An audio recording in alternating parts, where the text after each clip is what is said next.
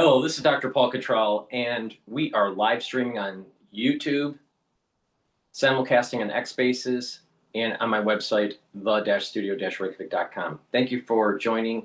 This live stream is on August 10th. I will also be doing a replay on all my channels. I have 4 channels on YouTube: Brighteon, Bitchute, and Rumble. So please subscribe to all the channels. The links are in the description of this video and all my videos. Also, if you could, to help support the work, because all of this is for free, please ask your social media to follow me, share the links, and if you would like, help support the work through donations on my website, the-studio-reykjavik.com. You can donate through Stripe, PayPal, or buy me a coffee, or be a paid member to my Patreon channel. I do all these videos for free. I don't put stuff behind a paywall, so it's through the patronage of purchasing the products, sharing the links, and helping through donations and paid subscriptions on Patreon that help me to do these videos for free. So I greatly appreciate all the patronage throughout the years. Thank you very much. So what we're going to do is we're going to go over the different news that's been taking place over the weekend. And then just a reminder, this today, August 10th, we have a plan to have a live streaming show with John Hogue. So please join us at 10 p.m. New York time, so Eastern time. And it's going to be live. You'll be able to ask questions through X Spaces or through the chat. It's an interactive show, so please join us. That's 10 p.m. tonight. So please join us. All right, with that, let's go to Fox Business. Weaponization is real. GOP lawmaker calls for reforms amid debanking concerns. And being able to build just by thinking about it. DeepBase 44, a complete AI creation platform. Yeah, in a drive.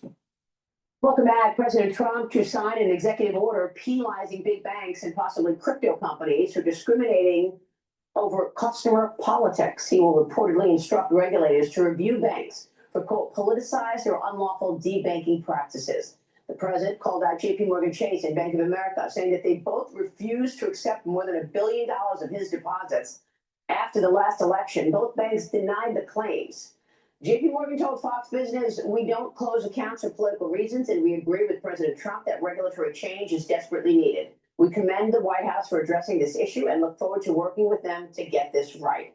Bank of America said this: "We welcome the Trump administration's efforts to provide regulatory clarity for banks. We've provided detailed proposals and will continue to work with the administration and Congress to improve the regulatory framework." And then Capital One, a spokesperson there, told us Capital One has not and does not close customer accounts for political reasons. We have yet to hear back from First Republic and TD Bank. Joining me now is Ohio Congressman Warren Davidson, a member of the House Financial Services and Foreign Affairs Committees. Congressman, what do you think about all of this? I mean, I've spoken to members of the Trump family. They told me directly that they had been debanked by these companies, and President Trump said that he wanted to deposit $1 billion in these banks in 2020. And they declined. Your reaction? Yeah, the House Financial Services Committee is aware of multiple people who have had the same problems. And look, the Biden administration targeted all kinds of people. If you look at the wake of January 6th, you had all kinds of people who weren't even there on January 6th who had their bank accounts disclosed. Bank of America went public with the fact that they basically went on fishing expeditions for unconstitutional warrantless surveillance of people's bank accounts. The House Judiciary Committee and the Committee on Weaponization provided a detailed report of these Bank Secrecy Act violations. And when you look at, customers who were debanked, look at the banks that were debanked. Signature Bank, for example, Barney Frank of the Dodd-Frank Act, a liberal from Massachusetts, when he was in Congress, chairman of the House Financial Services Committee, when Democrats were in the majority, he said they didn't have a problem with solvency. They had a problem because they were banking crypto. So crypto and conservative has become synonymous, but in the industry, that's not true. The Biden administration just targeted their enemies list.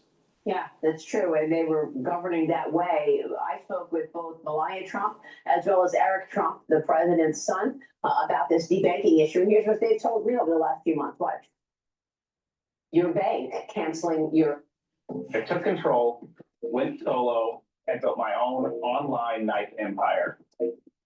I loved being a chef. It worked.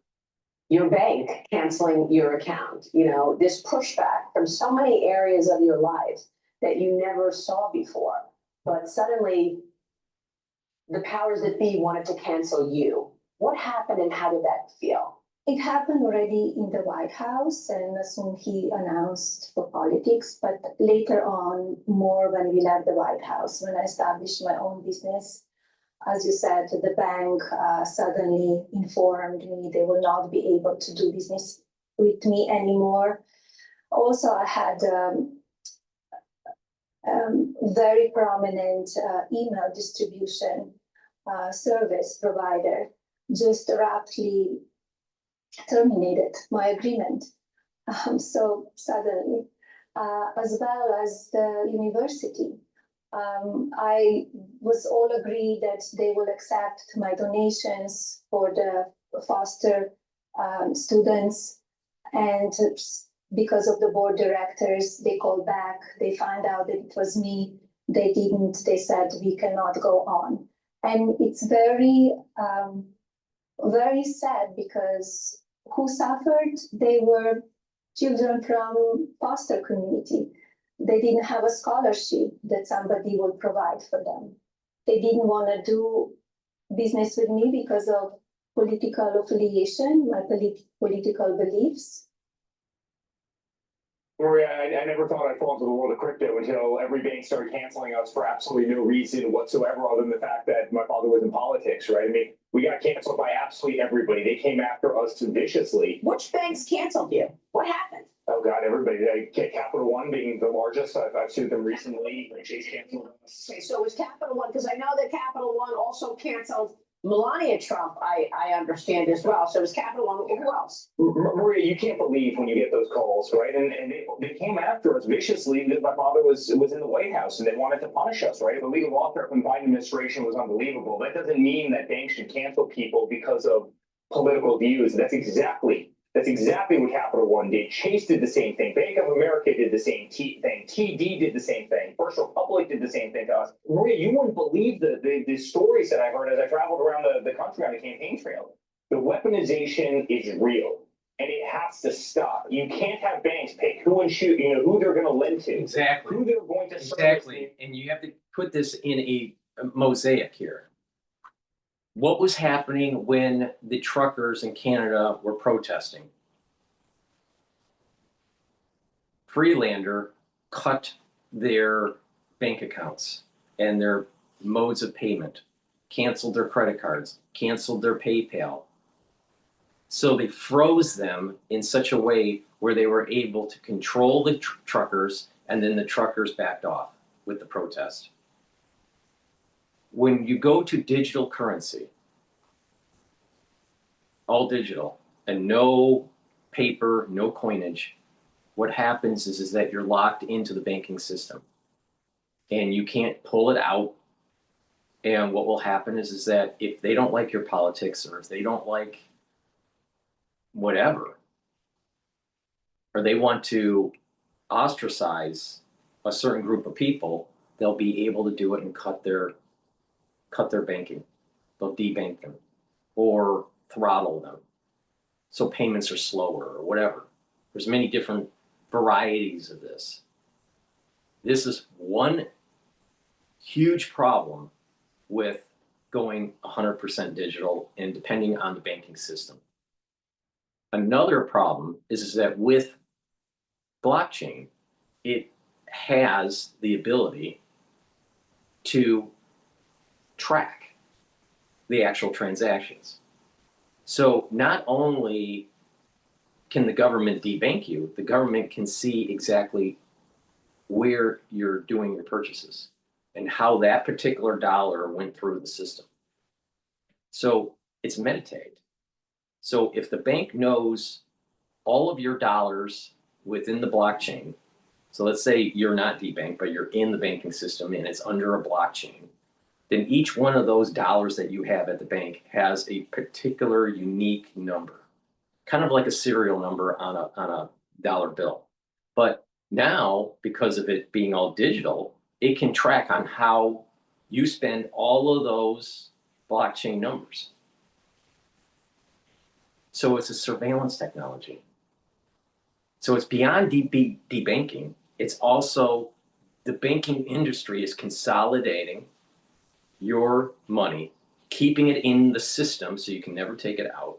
And the government can use the banking system to track and trace you.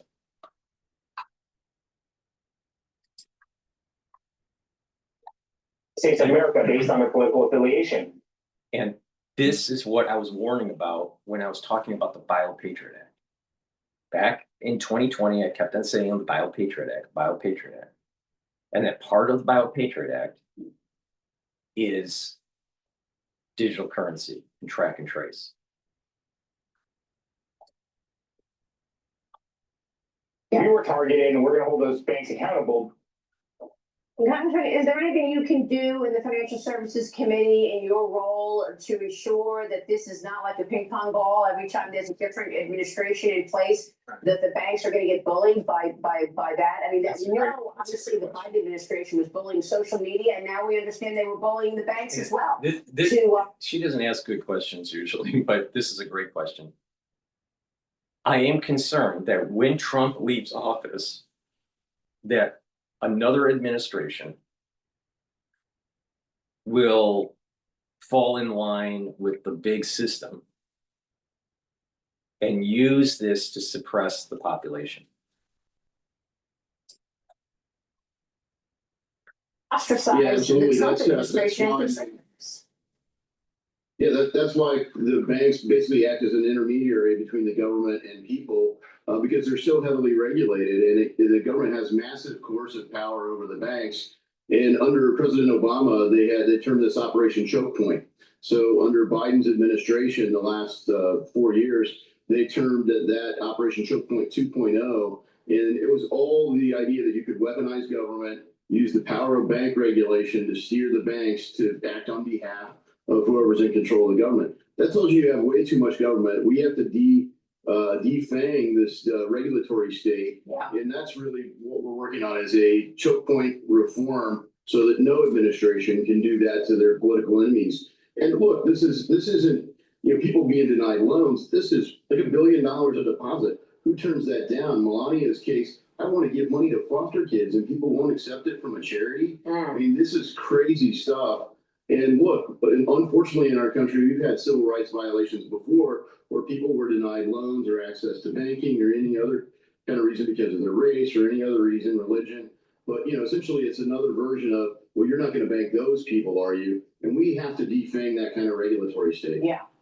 Meanwhile, Congressman, what do you make of this Russia meeting? White House Special Envoy Steve Witkoff meeting with Vladimir Putin yesterday in Moscow ahead of President Trump's deadline for Russia to make peace with Ukraine. The president signaling great progress in those talks, writing on Truth Social, great progress was made. Afterwards, I updated some of our European allies. Everyone agrees this war must come to a close, and we will work toward that in the days to come, or in the weeks to come. President Trump says he hopes to meet with Putin in person as soon as next week, Congressman. What do you want to see happen in this meeting? We're also getting confirmation from the Kremlin that the meeting is likely on. I'm so excited by President Trump's strong leadership, peace through strength. He's using every lever of government to advance America's agenda. You think about that, what a crazy idea that America's resources should advance America's interests. And President Trump has very clearly stated a mission in Ukraine, something the Biden administration would never do, and would never engage directly with people waging the war. So it seems crazy. Finally, President Trump is in a position to deliver his goal of peace in Ukraine. He wants people to stop dying. I mean, what a noble cause. And hopefully Putin's ready to come. I think the President Trump and Secretary Rubio have been measured. They don't want to overcommit here because they have grown very frustrated with Putin. They feel like he's trying to run out the clock and, not engage in sincere negotiations.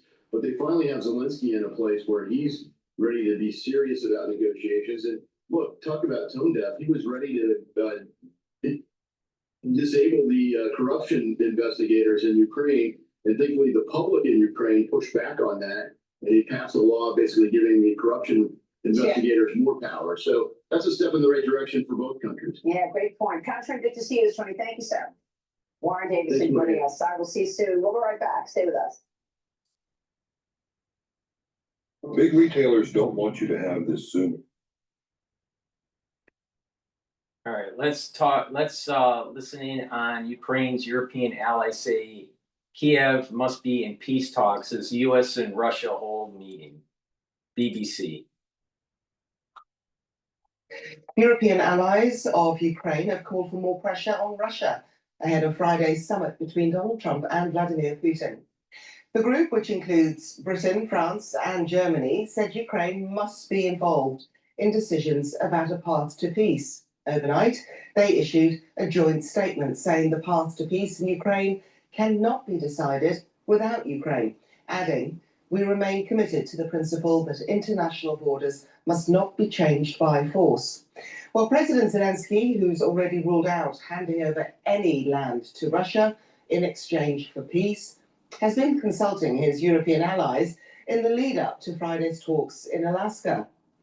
As it stands, Mr. Zelensky has not been invited to those talks, and the White House have said that there are currently no plans for that to change. However, they did confirm that President Trump was open, as they say, to have trilateral talks in Alaska with both leaders. Meanwhile, on Sunday, Russia said an industrial facility was damaged as a result of a Ukrainian drone attack in the southwestern Saratov region, leaving one person dead and a huge fire with thick smoke seen rising from the scene. Now, according to Russian news agencies, 121 Ukrainian drones were destroyed overnight. Joe Inwood reports. On a bright Kiev morning, another Ukrainian soldier was laid to rest. As his widow looks on, his mother reflects on the difficult situation the country finds itself in and the sacrifices it is being asked to make for peace. Right now, we don't have the opportunity to recapture our territories, but to prevent people from dying, we could sign some kind of agreement, but not give up our territories. Not agree that we are giving the captured territories to Russia. That feeling that the war must end, but not in a way that rewards Russia's aggression, is not just found in this capital, but right across Europe. It was reflected at a hastily arranged meeting of European and Ukrainian security officials yesterday, hosted by the British Foreign Secretary and US Vice President. And all the partners share the same understanding of the need for a ceasefire, for an end to the killings. Only one actor stands against this, Putin. His only card is the ability to kill, and he is trying to sell the cessation of killings at the highest possible price. The fear was, and maybe remains, that when Presidents Putin and Trump meet here in Alaska next Friday, talk of territory swaps will really be about Ukrainian concessions. I'm not telling you. Because you're in no position to dictate that. That's exactly what you're doing. You're in no position to dictate what we're gonna feel. Ever since his now infamous bust up in the White House, Volodymyr Zelensky has gone out of his way not to criticize Donald Trump or his plans for peace.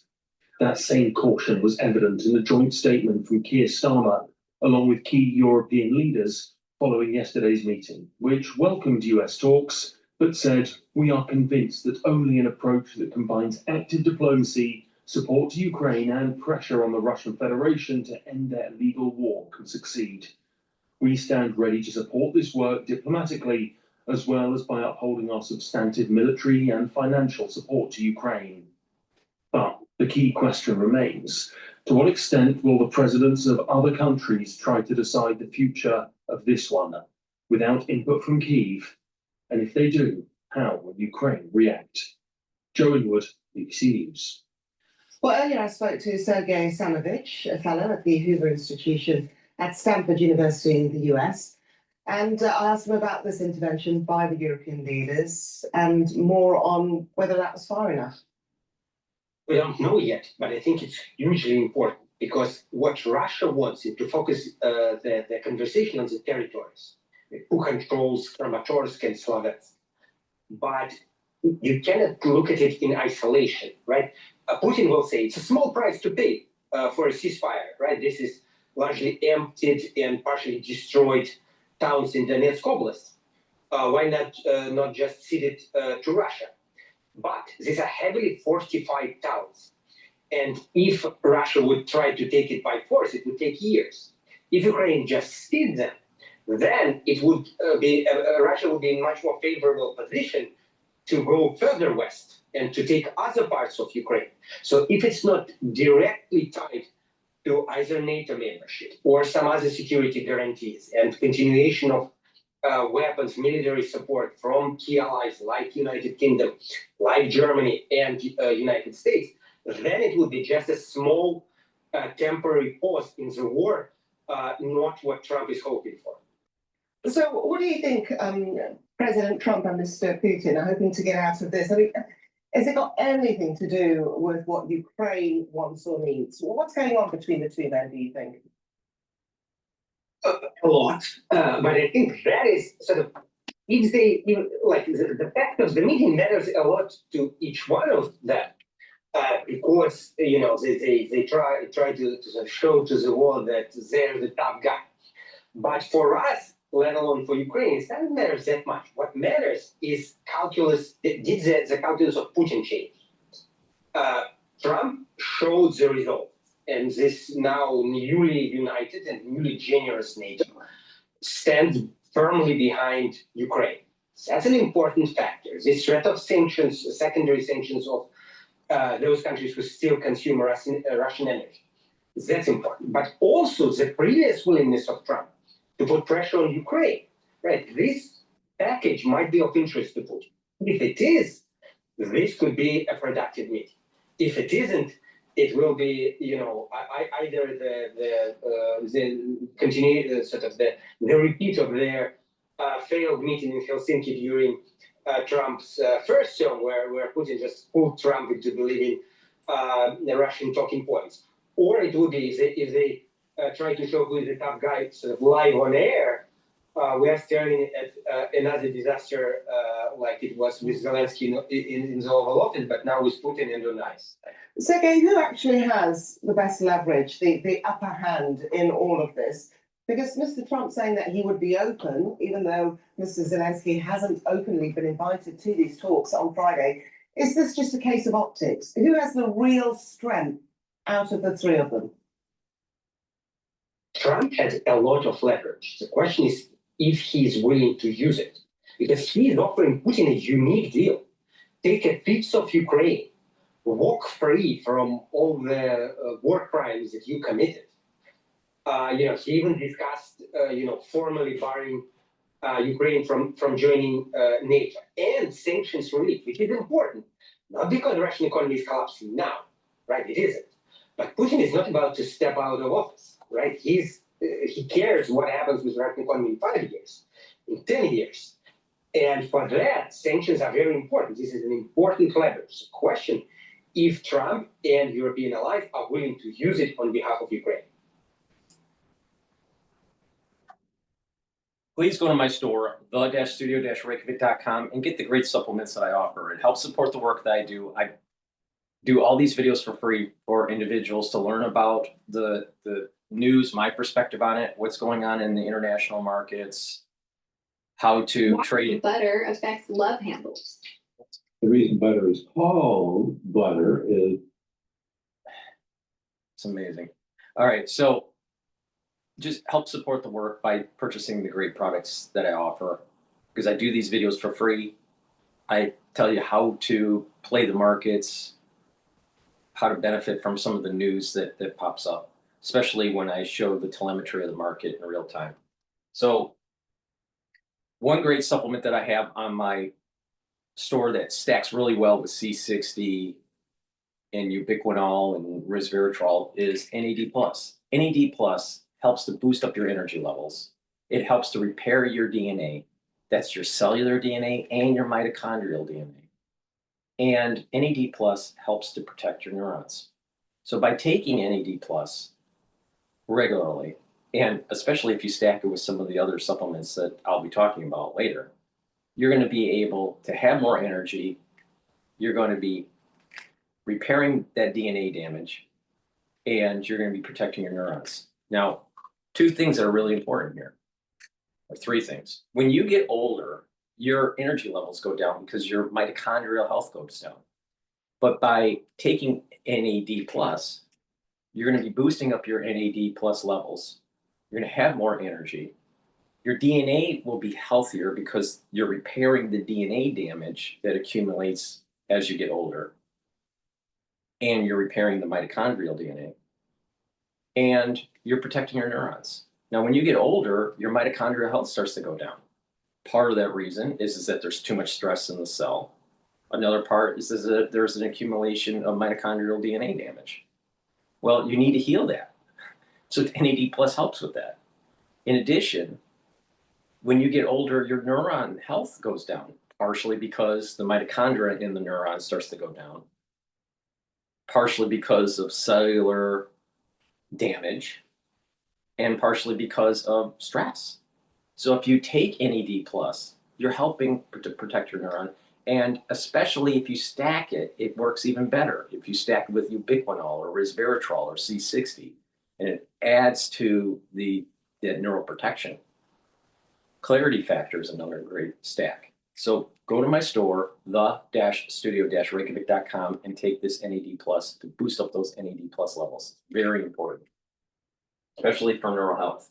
Now, another great supplement that you can stack with NAD+ is vitamin B complex. Vitamin B complex will help you to rev up your metabolism, help with the electron transport chain to build more ATP, and to protect neurons. The first 4 B vitamins will help with that electron transport chain, boost up those energy levels, and it's going to help the mitochondrial health.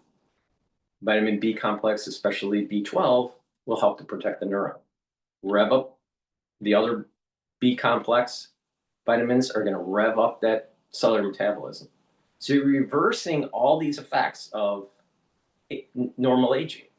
Because with normal aging, your electron transport chain doesn't work as well. With normal aging, your energy levels go down. With normal aging, your neural health starts to decline. You want to reverse that.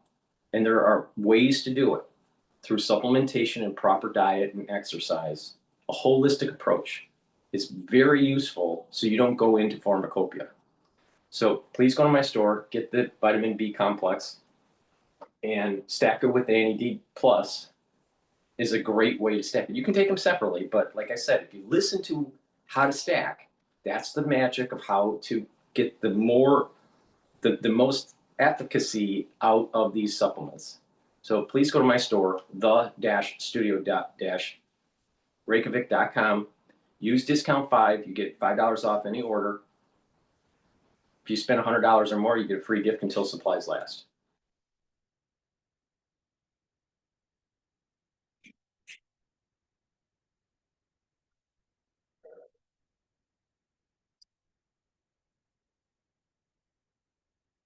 Every time I hit a bottleneck, I build a new AI employee to crush it. I used to say that I had one AI employee working for me 24/7, but the truth is I've got a team, all custom built.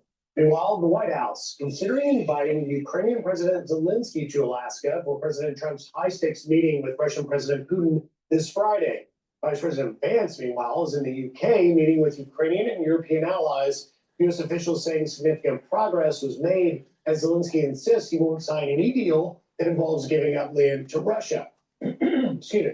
Foreign policy analyst EJ Kimball joins us now. EJ, a lot has transpired just in the last 24 to 48 hours. Obviously, Vance over in the UK, but Zelensky's taken a really hard line saying that he's not ready to cede any territory or land. What do you make of this? Well, thanks for having me on this morning. Great to see you again. Look, President Zelensky is negotiating, just like Vladimir Putin is negotiating, calling that any deal he'll want Eastern Ukraine and guarantees that Ukraine won't be part of NATO. You know, this is the public negotiating period. What's very interesting for me, the way that I'm looking at this, is the dynamics have changed. Not a lot of people are talking about it, but President Trump has done something very significant, and that is that Europe is now paying for the weapons that are going to Ukraine. This has taken it as an issue off the table in the United States about sending additional weapons there. This is leverage that President Trump has now. It's something he did not have when he came into office.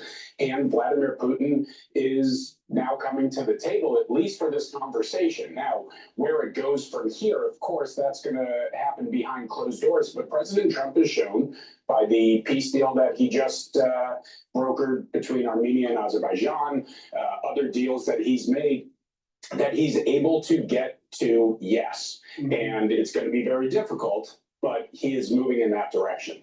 It's very interesting too, EJ, that President Trump has really changed the table setting with his tariff threats on India, raising it on India, which obviously is the second biggest seller of gas and oil to Russia. We'll see if that plays out. Meanwhile, let me ask you about Axios reporting that White House envoy Steve Witkoff met with Qatari Prime Minister to discuss a plan to end the Gaza war, another front where President Trump is really pushing to try and bring some closure here. What do you make of that? Well, look, first of all, the Qataris are housing Hamas. They've been housing Hamas all along.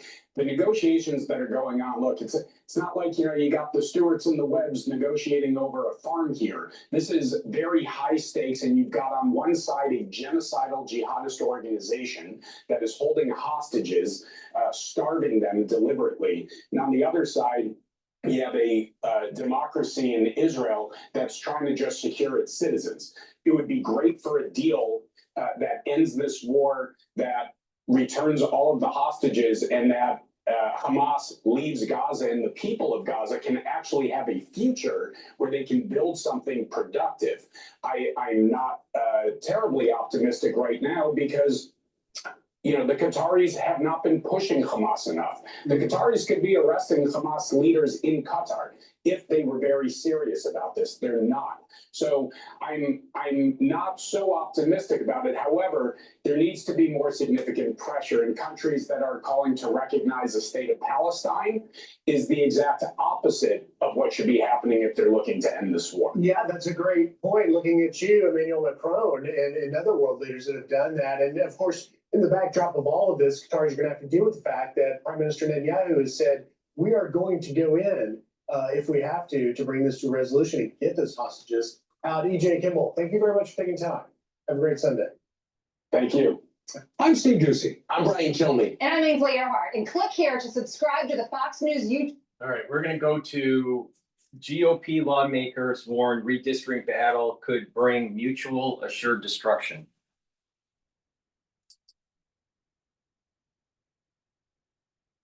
Imagine being able to build anything, for any reason, in any style, at any scale, just by. We're joined by Texas Republican Governor Greg Abbott. Welcome back to the show, Governor. Good to see you. You too, Shannon. Thanks. So let's talk about some of these leaders who've left Texas. They say they're not on the run, they're not hiding, they're out doing media appearances. And part of what they want to do is to encourage the comments like you've heard there from Governor Gavin Newsom. Here's your Texas State Rep Ron Reynolds. We got to change the rules of engagement and not allow President Trump to continue to have us bringing knives to gunfights. So if it's good for the goose, it's good for the gander. We will do whatever it takes or however long it takes. So, Governor, how long could this take? When do you launch the next special election? When do you expect? You notice that the Democratic Party is always having in their rhetoric some sort of violent theme, in terms of burning down the town or bringing knife to a gunfight and all this. It's never peaceful. It's never peaceful rhetoric. It's always violent rhetoric. Democratic Party is nothing but a bunch of thugs. Answers from the courts who petitioned there in Texas. So first, this could literally last years because in Texas, I'm authorized to call a special session every 30 days. It lasts 30 days. And as soon as this one is over, I'm going to call another one, then another one, then another one, then another one. If they show back up in the state of Texas, they will be arrested and taken to the Capitol. If they want to evade that arrest, they're going to have to stay outside of the state of Texas for literally years. And they might as well just start voting in California or voting in Illinois, wherever they may be. And that will aid and support the lawsuit that I filed in the Texas Supreme Court saying that these lawmakers have abandoned their seat because we are incapable of conducting business for the people of Texas because they have fled. This is the most un-Texan thing we've ever seen. In Texas, from the time of the Alamo until today, Texas stand and fight. What these cowards did, they didn't stand and fight. They fled and went to leftist blue states that may be more aligned with their personal philosophy that is not welcome in the state of Texas. So you talk about the legal action there and the petition with the Texas Supreme Court. Now, back in 2021, the Texas Supreme Court did hold that your state constitution does recognize this quorum breaking by the minority can happen. So how do you now expect to convince them that these folks have abdicated or abandoned their seats? Well, Shannon, the Texas Supreme Court didn't do exactly what you said. It did have a sentence in there that said that the way the Constitution works enables a quorum break, but it didn't authorize it. Let me give you an easy example. An interstate highway enables you to be able to drive 100 miles per hour on that interstate highway, but you're not authorized to do it. And if you do it, there's going to be consequences for which you could be held into court. And that's exactly what we have with the quorum break here. We have a situation where lawmakers are violating the law in Article 3 of the Texas Constitution, where they are required to act on bills because they're violating that constitutional mandate. That means they are not fulfilling their oath of office, and they can be removed from office in this legal action that I'm taking. Okay, so our next guest, Governor Hochul of New York, has welcomed some of your members who have fled there. She is praising them. Here's a bit of what of course. It's a sanctuary state. Of course, New York's going to just have open arms for Democrats that run away from their job obligations.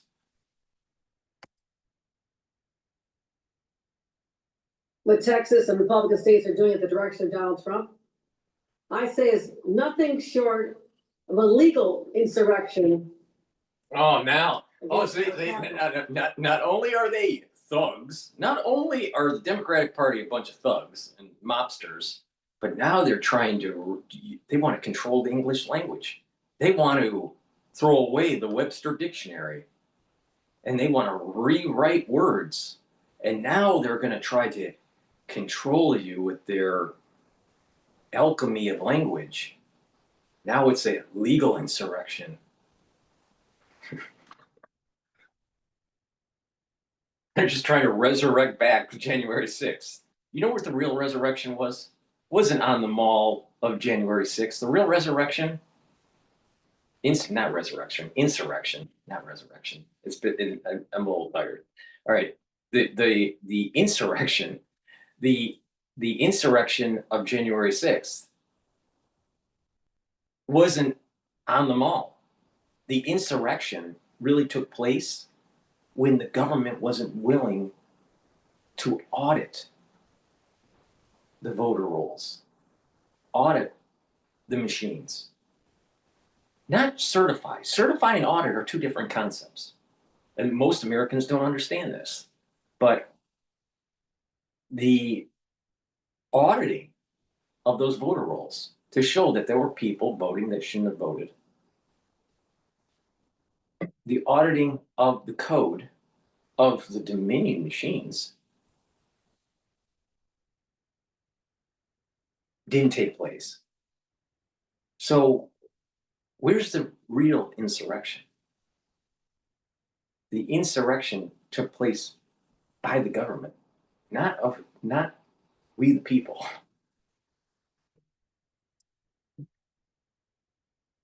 Legal meaning they're using the legal process does not mean it's legal, and it must be stopped. So is there any conversation about legal liability for jurisdictions, for leaders, for other places where some of these Texans have fled? So listen, all this big talk and bluster by Democrat governors is nothing more than weak sauce, because the fact of the matter is they are bringing a gun to a gunfight, but they have no bullets because they lost their bullets when they engaged in redistricting. This is dangerous. And I'm a Republican, all right?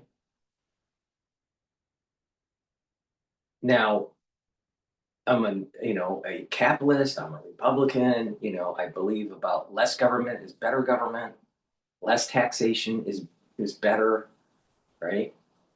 Strong on defense, all right? That's the kind of politic that I am. But what is dangerous, and this is the governor of Texas, I think it's Governor Abbott. So when you have both sides of the aisle, Democrat or Republican, using this rhetoric about war against each other, it's dangerous. All right, we shouldn't be. The conversation shouldn't be, are they saving the Alamo or not? It should be a little bit more peaceful, less bombastic rhetoric. And that's what causes the whole society to be charged. It's polarized. When there's polarization, there's energy, and that energy could be negative. So this rhetoric, even from Abbott, is bad. Gerrymandering over the past decade. They have, because if you look at what the way lines are drawn in California, in New York, and Illinois, Massachusetts, where there are no Republicans whatsoever. So the way he's making the argument right now, that's the right way to do it. But people are running out of bullets in their gun, and got to come back to the Alamo and blah blah blah. That kind of rhetoric can be pushed aside. But there's a real problem here. So that the Democratic Party has purposely faked the census with illegal immigration, and it's caused redistricting problems. Now the census is over, places have redistrict, but now people are like, now the Republican Party is starting to wake up to the fact that the Democratic Party has been doing this redistricting fakery. Now the question is, what do you do to fix it? There needs to be a new census without illegals in it. It should be ex-illegals. And then the question is in these areas that have been redistricted, should they be redistricted in the middle of elections, midterm elections, or in the middle of the census time frame of, I think it's every 10 years. And there's a big debate on should you or should you not do it. But this started not because of the Republican Party. This started because of the Democratic Party being mobsters and circumventing the rules, cutting corners, thinking they wouldn't get caught. Democratic Party, they are mobsters. They always have been. You look at the whole history of the Democratic Party, they acted like mobsters. They have more in line with Al Capone than Mother Teresa, all right?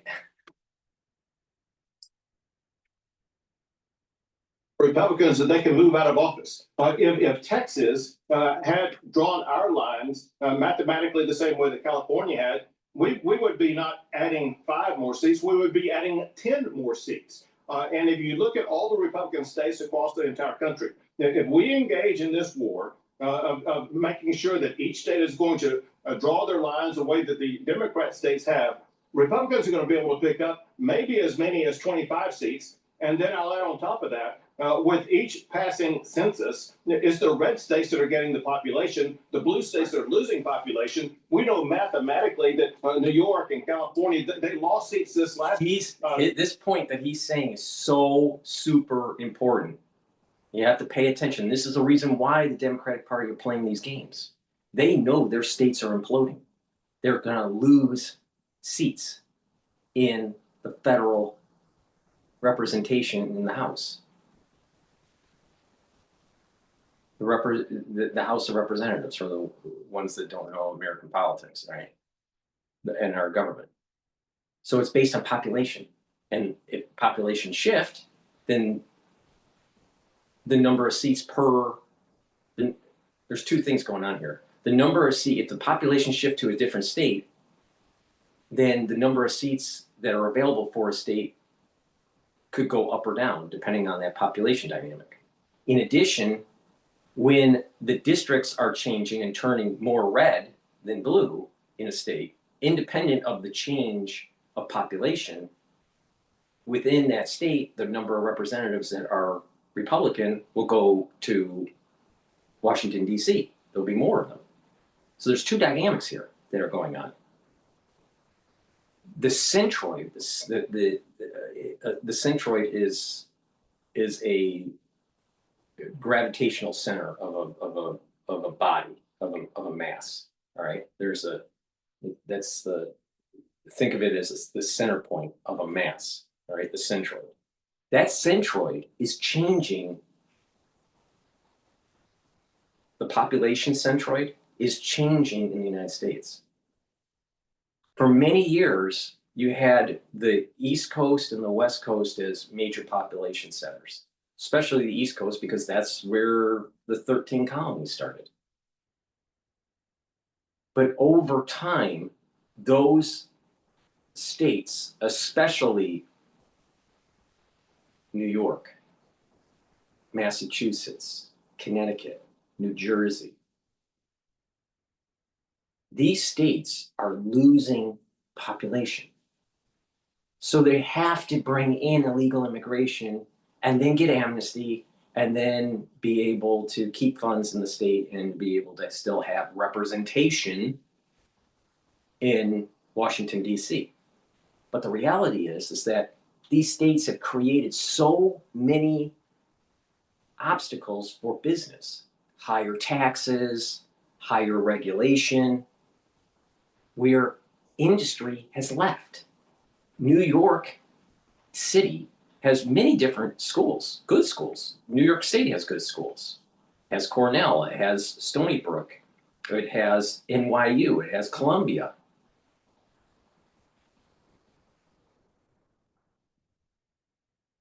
And many other universities. But the thing is that when the students get out of school and they want to be in an economy that actually makes things, not just a lawyer or just some sort of private equity guy, there's nowhere that these students can work because the industry left. The centroid is moving to the south.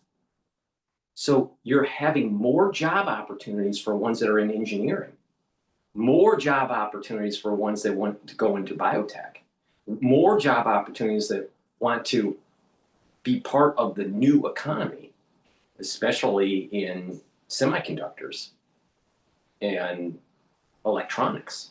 That's Arizona and that's Texas. There's also a shift to the south along the East Coast. So you're talking about North Carolina, South Carolina. You're talking about Georgia.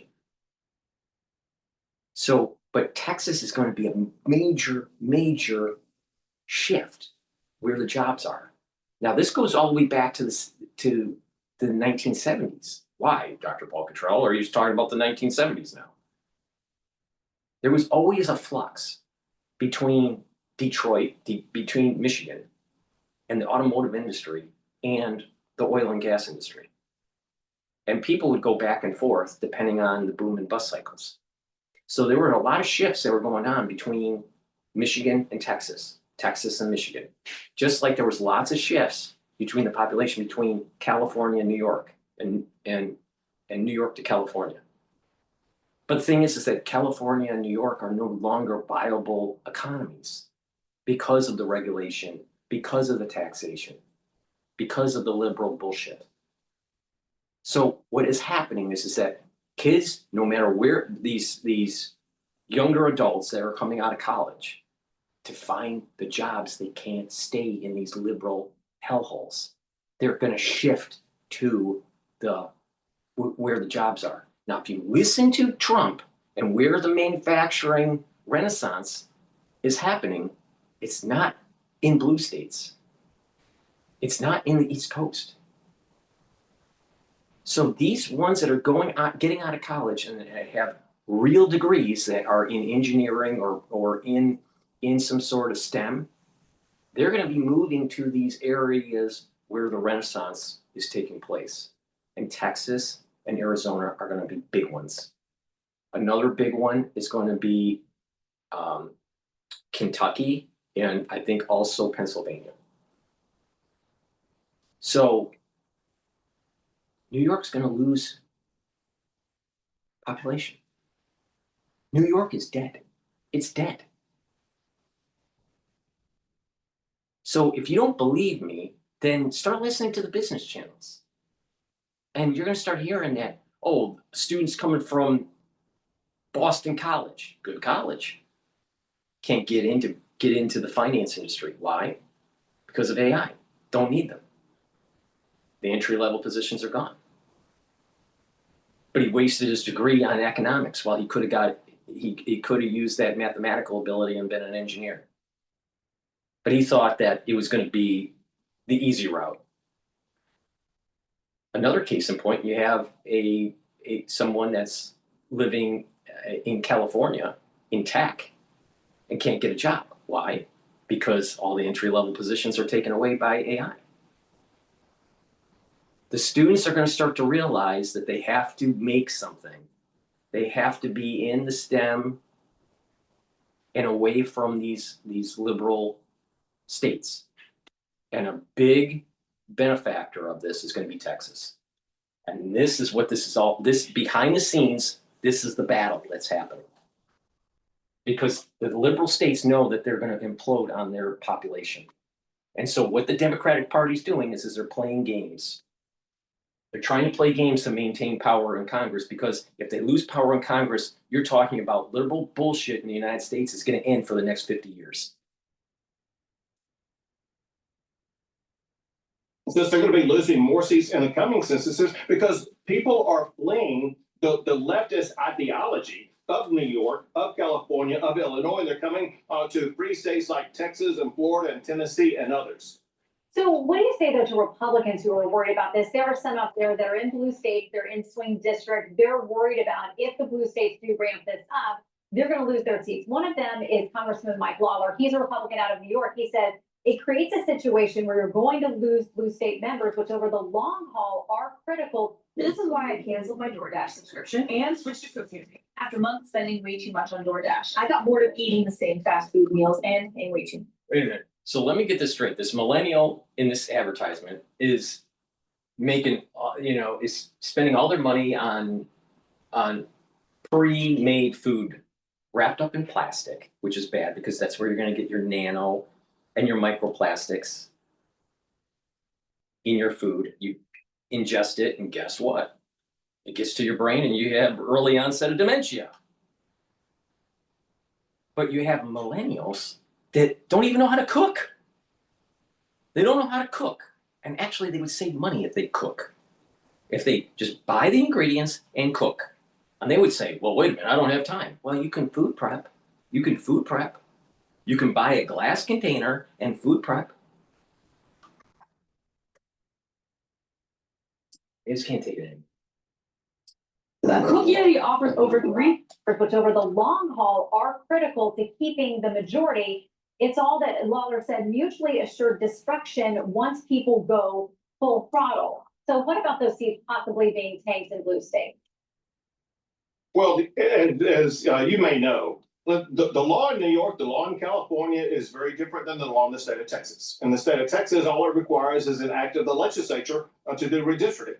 In both New York and California, it requires a constitutional amendment based upon constitutional standards that already exist in their state. And that's why I say what these Democrat governors are saying is a lot of bluster, because not only do they not have the ability to remove very many Republicans, they also have no legal authority to be able to get this done in time for the same election cycle that Texas will be ready. Yeah, they do have levers, but and we'll talk about with Governor Hochul about that. They do have time limits on when they can do these things. So there are procedures in place, and we'll talk about that with the governor. But I want to play something by Congresswoman Jasmine Crockett. She used to serve there in the state legislature in Texas, now a rep here in Washington. She says this is about race. Here's what she says. Right now, African Americans are only going to have 1/5 of the voting power that they should have in the state of Texas under this map. And we know that our Latino brothers and sisters will only have 1/3 of the voting power. And frankly, Asians, which tends to be one of the fastest growing demographics in the state of Texas. Well, let me get this straight. Her assumption is that all blacks and all Latinos, so basically minorities, are voting Democrat. That's the implicit interpretation of her comment. Now, is that really the case? Is that really the case? Or is it that they are faking the numbers. There's no way that a race votes Democrat.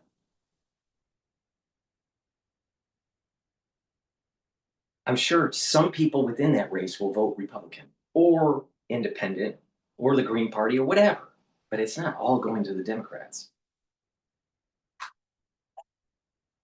What it is that the Democratic Party is petrified because their liberal agenda fails.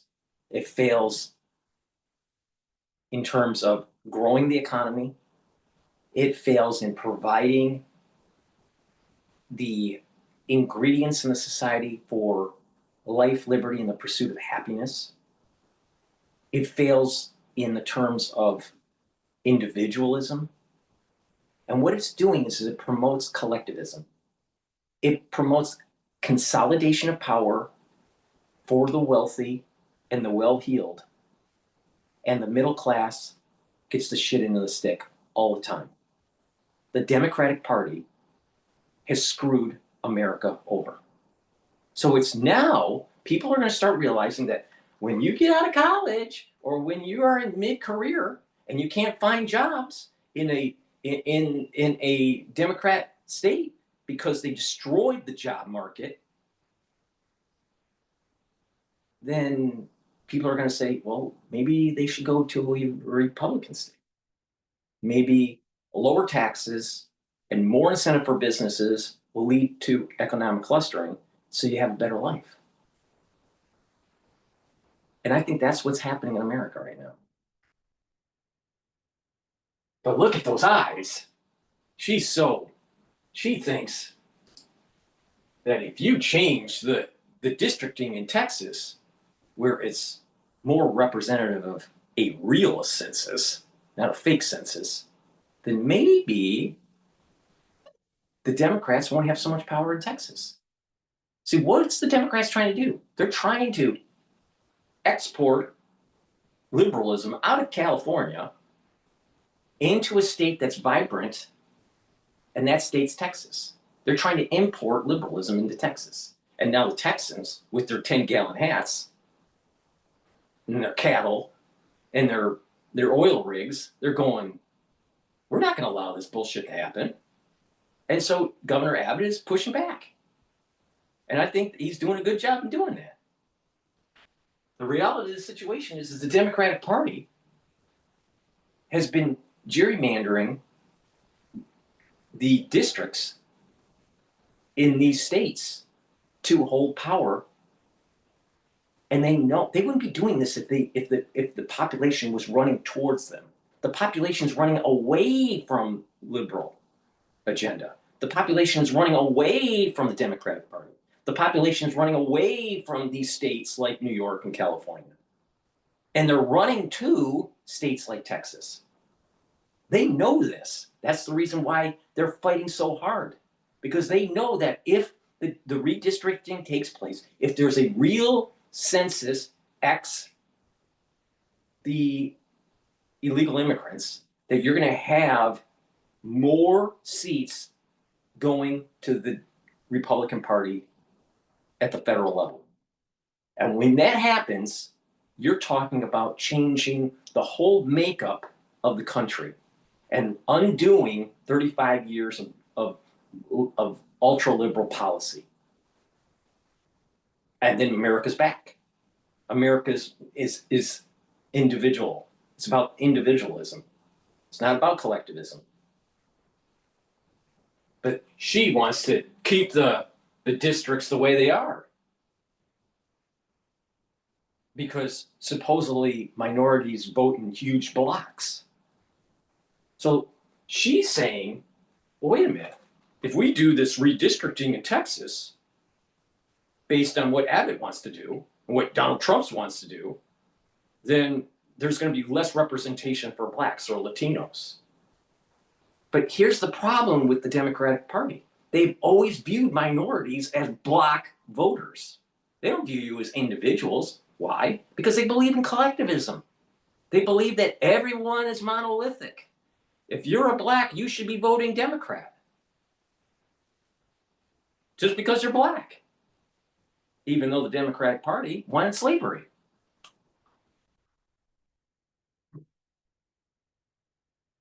history and logic is against the Democratic Party.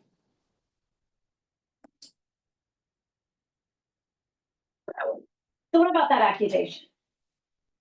Well, first of all, it would not be a day that ends in the letter Y if Jasmine Crockett didn't say something racist. The second, her facts are wrong, because the facts in the state of Texas are, under the maps that we are drawing, is that 4 of the new seats will be predominantly Hispanic seats. The problem that Democrats have in the state of Texas is Hispanics, Black voters, and other voters, they have learned now that the ideas that Democrats stand for are contrary to the ideas that the Hispanic community and Black community stand for. They all want secure borders. They don't want men and women's sports, and they want to support law enforcement. And so what we're finding is that these Hispanics now are voting for Republican. Exactly. And this is the reason why Donald Trump won. Because the Democratic Party thought that the minorities would vote in a bloc because they believe in collectivism. You're monolithic. You're a Black or you're a Latino, you vote Democrat. Well, what if you're a business owner and you want lower taxes? What if you want safe streets because your store keeps on getting robbed? No. You're a Latino, you have to vote Democrat. But I'm a business owner. No, you have to vote Democrat. But the Republican Party wants to have safe streets and fund the police and yada, yada, yada. No. You're a minority. You have to vote Democrat.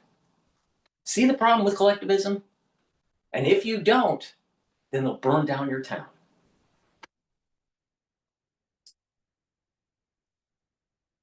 We saw that very prolifically in the last presidential election when Donald Trump won all 5 of the seats that we're going to be adding. So it's a proven fact that minority voters chose to vote for Trump as well as other Republicans, but they are trapped in one of these gerrymandered districts that confines it only to electing a Democrat. And the Democrats would say that they shouldn't be entitled to elect a certain member of a particular race, but instead let the voters of that district decide, regardless of their race. And they're going to find that Democrats are going to lose voters and Republican will be picking up voters.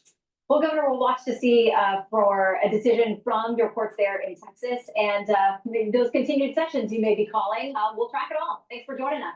Remember the Alamo, all right? The centroid of the United States is moving away from the coast and moving more inward. So it's going to be the Midwest, and you're talking especially the southern states that are going to be the new economy for the next 20 years. It's not going to be New York. It's not going to be California. I guarantee you that.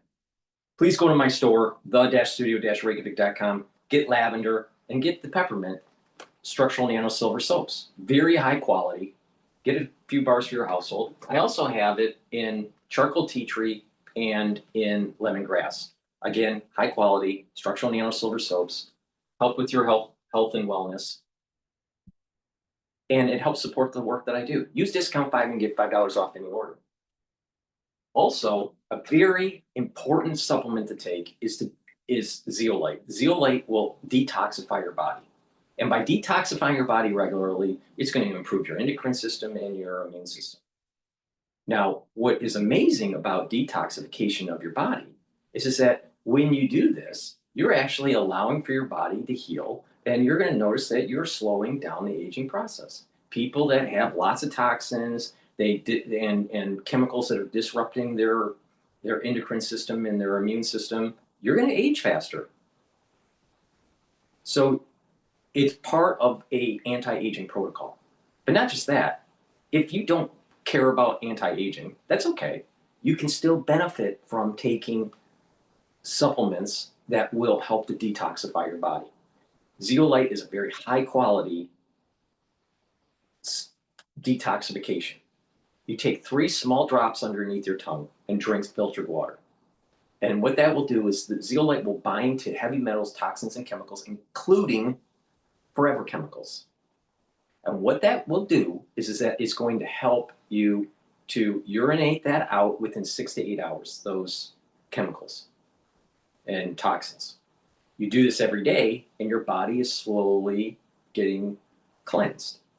Some people prefer a heavier detox. Now, to do that, you want to take 10 small drops underneath your tongue and drink filtered water.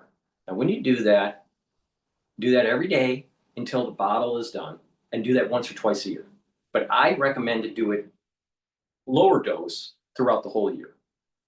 Another very important part to this is that make sure you drink filtered water, make sure that you stay away from processed foods, and clean your environment, your house.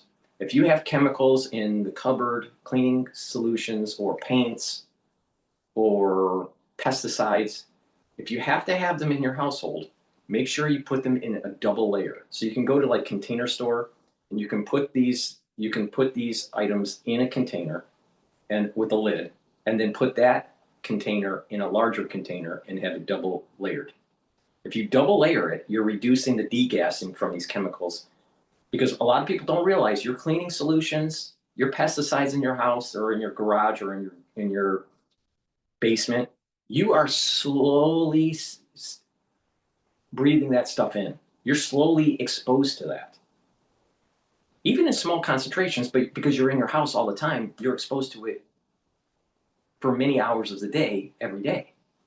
So the point here is that cleaning your environment and taking supplements like zeolite to detoxify your body are important features in getting your body in homeostasis. So please go to my store, the-studio-reykjavik.com, and get the zeolite. And lastly, a great stack is taking olive leaf extract. Dual purpose is going to help with your immune system and your cardiovascular system. It brings down inflammation and it helps to improve your total cholesterol. And probiotic, the powdered version that I have in stock right now, you mix it with filtered water or just soft foods like hummus. I mix it with my hummus for lunch. And with a good probiotic, you're improving your gut biome. You're going to be able to absorb your nutrients. It's going to improve your immune system. It's going to improve the communication between your gut and your liver and your gut and your brain. You're going to be able to sleep better, because with a better gut biome, you're able to get into those REM cycle and those deep sleep cycles for consolidation of memory and detoxification. In addition, by taking a probiotic, you're going to be improving your skin and your hair and your nails. You're going to sleep better. So please go to my store, get the probiotic, stack it with the olive leaf extract, and it's dual purpose. You're helping with your gut and you're helping with your immune system and your cardiovascular system. So please go to my store, the-studio-reykjavik.com. Use discount 5. You get $5 off any order. If you spend $100 or more, you get a free gift until supplies last. All right, let's go to Andrew Cuomo. Warns the Democratic Party has lost its mind. But Cuomo really is a Democrat. Running as an independent because he was thrown out of the primary with the mayoral race in New York City. Another mobster. But let's see what he has to say. I know that we can get you up to speed, but can we get this thing to slow down once it gets there? You're not going to stop anything with the brakes that you got. And now to this, New York City socialist mayoral candidate Zoran Mamdani blasting President Trump this week, saying he will be his, quote, worst nightmare. Mamdani's comment comes as his opponent, Andrew Cuomo, is denying reports he recently spoke to President Trump over the phone. So will the president weigh in on the race that's grabbing the nationwide attention? Joining me now to discuss this is the Federalist correspondent, Brianna Lyman. Brianna, thank you so much for being here. Do you think the president should weigh in on this race here in New York City? And would it actually help in defeating? More, let's bring in Fox News contributor. I think if President Trump weighs in, it actually helps Mamdani win. Obviously, Mamdani is not running against Donald Trump, but he wants voters to think that, because Mamdani understands that socialism is still a hard sell for moderate Democrats. So he wants to make this a referendum on Donald Trump, because if he can have voters' hatred of Donald Trump be louder than their doubts about socialism, that's an easier campaign strategy, right? Because when he's in the media, instead of defending socialism and communism, he'll be defending himself. Why would you hate Donald Trump? He's rebooting economic clustering in the United States. He goes to the Middle East and gets over $1 trillion of FDI. He's bringing in about $50 billion a month in tariff revenue. You know what that means? It means less taxes and it means less debt financing. That's what tariffs mean. Now people would say, well, the price of goods are going to go up. Maybe a third, maybe a third. Most likely less. In some cases, maybe a little bit more. But maybe a third of what that tariff is. So if it's 35%, it's 35% divided by 3. Now pick any item that you buy. It's not that much money. It really isn't. So it's not that inflationary. It's actually more beneficial. Now think about it. If you have more debt being issued at the government level because of less tariff money coming in, you have to pay a coupon payment and the interest payments on that for 30 years or 10 years. Because most of this debt that is being financed is with a 10-year bond or a 30-year bond. So how much are you really paying in it with a 30-year bond or a 10-year bond compared to that one-time purchase with a certain item with a third of the tariff in the increase in the price? So I've done this calculation really quick. Now, if you buy a laptop at $1,500, your laptop is most likely going to end up costing you $1,625 or $1,675, somewhere in there. Is it that big of a deal? I guarantee you that your taxes to pay for the interest payments of a 10-year bond will be more than $175. That's the beauty of tariffs. Now, the business community, they don't want to hear that because 2/3 of the tariffs are being absorbed by the manufacturers and the retailers, not the consumer. 1/3 is going to be absorbed by the consumer. In most cases.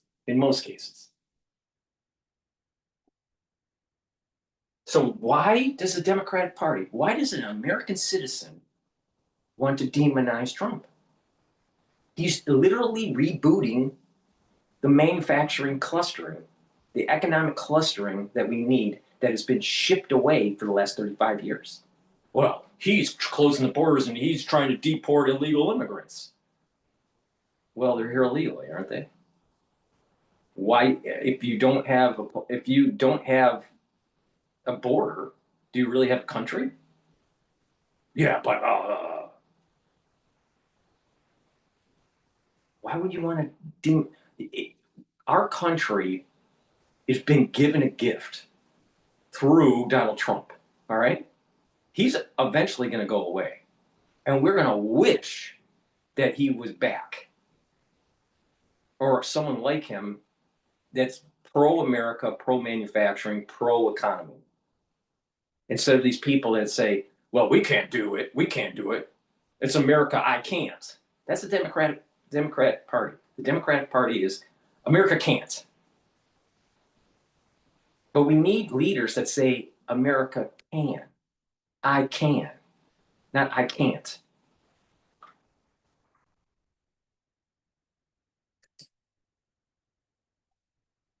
Evil and mean Donald Trump. And it's particularly important as Cuomo kind of ramps up his involvement in this race, in that we want to make sure Mamdani is focused on defending socialism and communism and not defending himself against Trump. That way you see a complete contrast between him and Cuomo. Well, it would seem former Governor Andrew Cuomo agrees with your assessment and that he is distancing himself from Cuomo. In fact, he's even saying, from President Trump, he's even saying that the president wants Mamdani to win. He doesn't want Mamdani to be defeated, and this is why Cuomo says, let's play this soundbite. I could see him saying, I want the assemblyman to win because politically I can make a lot of points with him politically as evidence that the Democratic Party has lost its mind. And I can then exert more control over New York City because I can say that he is unfit and there's a crime problem and the federal government could come in like it did on LA. Brianna, what do you make of his logic there? Well, I think his logic about Donald Trump having more justification to step in if crime, God forbid, gets more out of control than it already is because of Mamdani, let's say, defunding the police. That's fair. But I still think Cuomo is missing the point here is that Mamdani only wants to make this a referendum on Donald Trump so that he can prevent Cuomo from possibly, really making this a neck and neck race between Cuomo and Mamdani, right? Because if it is just Cuomo is a corrupt politician. He was kicked out of office when he was governor of New York. Not only that, there was a lot of issues with the way he handled COVID. Now, what's amazing here with Cuomo is he's trying to reboot his political career. If he doesn't win the mayoral race, he won't be able to use it as a launching pad for the presidential general election in 2028. That's the only reason why he's running. He's trying to resurrect his political career so he can run for the presidency. Because right now, everyone that's on the ticket for the Democratic Party that's potentially going to run for president are left-wing lunatics. The problem with Cuomo is that he's somewhat of a centrist in terms of his politic, but he acts like a mobster. I know this for a fact because of what he did with the nonprofits in New York City. He's a mobster. He's a corrupt politician, just like most politicians in general, especially coming from, Gotham. All right. So Cuomo is going to frame this in a way where it's not going to be a scholarly framing of the issue. He's always going to feel like he's the victim because he can't reboot his corrupt political career.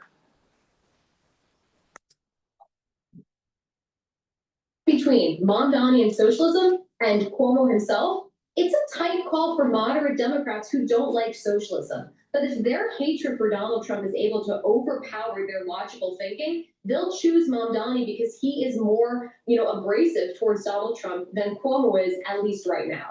Brianna, I want to get this in. I'll tell you what. This race. I will tell you what. Mamdani gets into New York City as mayor, and you're going to see the fall of New York City, just like it was the fall of London with their mayor that's running the show there. And what's going to happen is it's going to turn socialistic, and it's going to slowly move into a caliphate. Slowly move. Watch. New York City is going to turn slowly into a caliphate. Spotlight on what Democrats are dealing with across the board, and that is their path forward and potential generational change. Some older members of Congress are facing young primary challengers. Do you think Democrats are able to unify before the next major election cycle? And will more candidates like Mamdani come to the forefront? I think Democrats' ideas that generational change is going to be the solution to their problems is misguided, right? Because these younger generations are increasingly more progressive, more further left. This past election, we saw the entire country shift right. So there is no mandate for Democrats to double down on the failed policy positions of far left progressives to try and claw back the voters that they lost this go around. So I think if they swap out current Democratic leadership for younger and more progressive Democrats, they're going to continue down the same path they did in 2024. It's fascinating. It's why the nation loves this race here and why it's so important, the New York City mayoral race. It can mean so much for where the Democratic Party is going. Brianna Lyman, thank you so much. Appreciate it.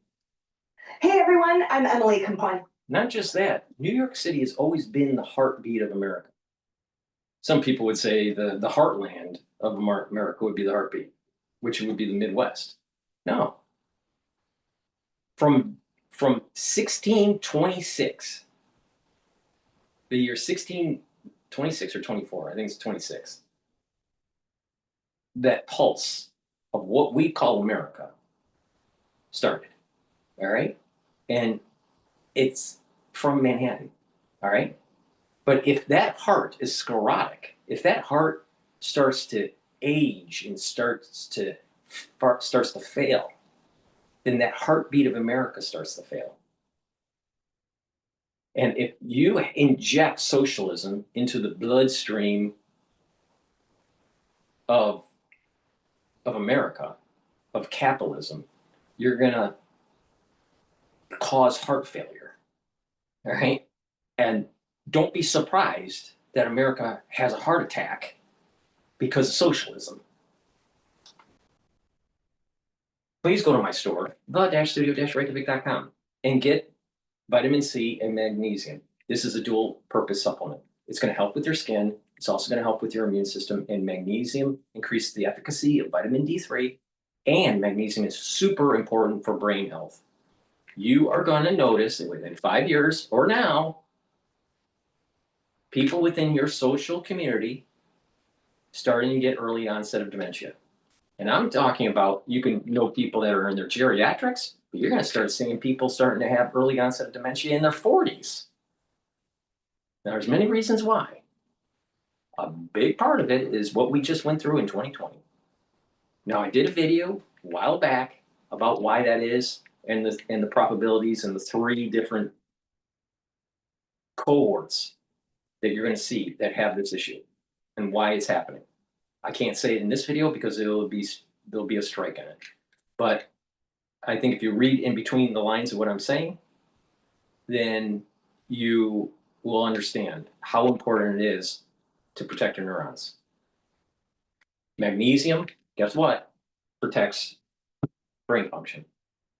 Also, magnesium and zinc, great supplement to boost up that immune system and to help with brain function.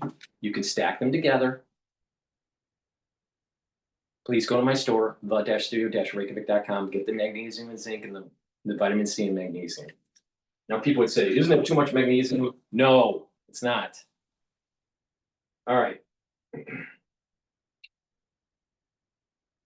I also have deodorants for males and females. You can get it in peppermint, lavender, and tea tree, and in citrus. It's made from essential oils from the Himalayas. Very high quality ingredients, no baking soda, no aluminum in these deodorants. And these deodorants are dual purpose. You use it as a deodorant, so you smell good. But not just that. You use it to help to detoxify your body. And if you do this on a regular basis, you're going to notice that your endocrine system and your immune system is going to perform better. So please go to my store and get a couple bars of the deodorants. Very important. Okay, use discount 5 to get $5 off any order. If you spend $100 or more on my store, the-studio-reykjavik.com, I do give you a free gift. All right, now let's go to Lindsey Graham on NBC talking about there will be land swaps. We'll see. See what he's having to say here. My mother and my grandmother and my great-grandmother, my aunts as far back as I can remember, have always been nurses. Welcome back. Joining me now is Republican Senator Lindsey Graham of South Carolina. Senator Graham, welcome back to Meet the Press. Thank you. Well, thank you so much for being here. Let's start by talking about this meeting, this upcoming Friday between President Trump and President Putin. President Putin saying he is demanding that he gets to keep some of that territory that he's illegally claimed without making any concessions. Senator Graham, is it a mistake to reward President Putin with a presidential level meeting without Moscow making any concrete or public concessions?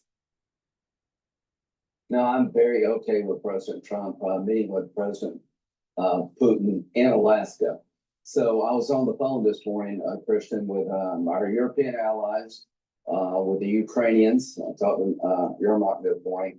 The vice president was on the ground in Europe yesterday, listening to Ukraine and our European allies about what a good deal would look like. And the reviews about JD Vance are very, very positive, all across the board. Everybody said that JD listened well, he understood sort of the red lines. And I think everybody knows that how this war ends can be a good thing or a bad thing. If it ends in a way, it looks like that Putin's overly rewarded, there goes Taiwan. You can't end a war without talking. I do hope that Zelensky can be part of the process. I'll leave that up to the White House, but I have every confidence in the world that the president is going to go to meet Putin from a position of strength, that he's going to look out for Europe and Ukrainian needs to end this war honorably, and it's time to end this war honorably. But how we do it will be historical, and I'm confident President Trump will get a good deal for all. So Senator Graham, you take me to my next question. Let's talk about the red lines and what a good deal would look like. Yeah. Let's look at the map right now, Senator, there. This is a map of Ukraine. You can see the areas in red currently under Russian control. Now, President Trump this week didn't rule out Ukraine having to give up some of its territory, something the Ukrainians have rejected. Do you believe that Ukraine should sign a deal that includes giving up any part of their territory, Senator? Well, think about East Berlin and West Berlin as a way a conflict can be settled, at least for a period of time. North Korea and South Korea is in a state of truce. There's never been a final settlement. But I come on your show a good bit. I want to be honest with you. Ukraine's not going to evict every Russian, and Russia's not going to Kyiv. So there'll be some land swaps at the end. But what would a good deal look like? Make sure that 2022 doesn't happen again. On Biden's watch and Obama's watch, Russia invades. The goal for me, and I think President Trump, is to end it forever. Now, what would that look like? You'll have some land swaps, but only after you have security guarantees to Ukraine to prevent Russia from doing this again. You need to tell Putin what happens if he does it a third time. Pre-invasion sanctions that would crush his economy if he ever did this again. In 2022, we didn't help Ukraine at all. Biden didn't. Militarily, we need to keep Ukraine strong, keep flowing them strong and modern weapons and security guarantees with European forces on the ground as tripwires to prevent a third invasion. We want to end this with a sovereign, independent, self-governing Ukraine and a situation where Putin cannot do this the third time without being crushed.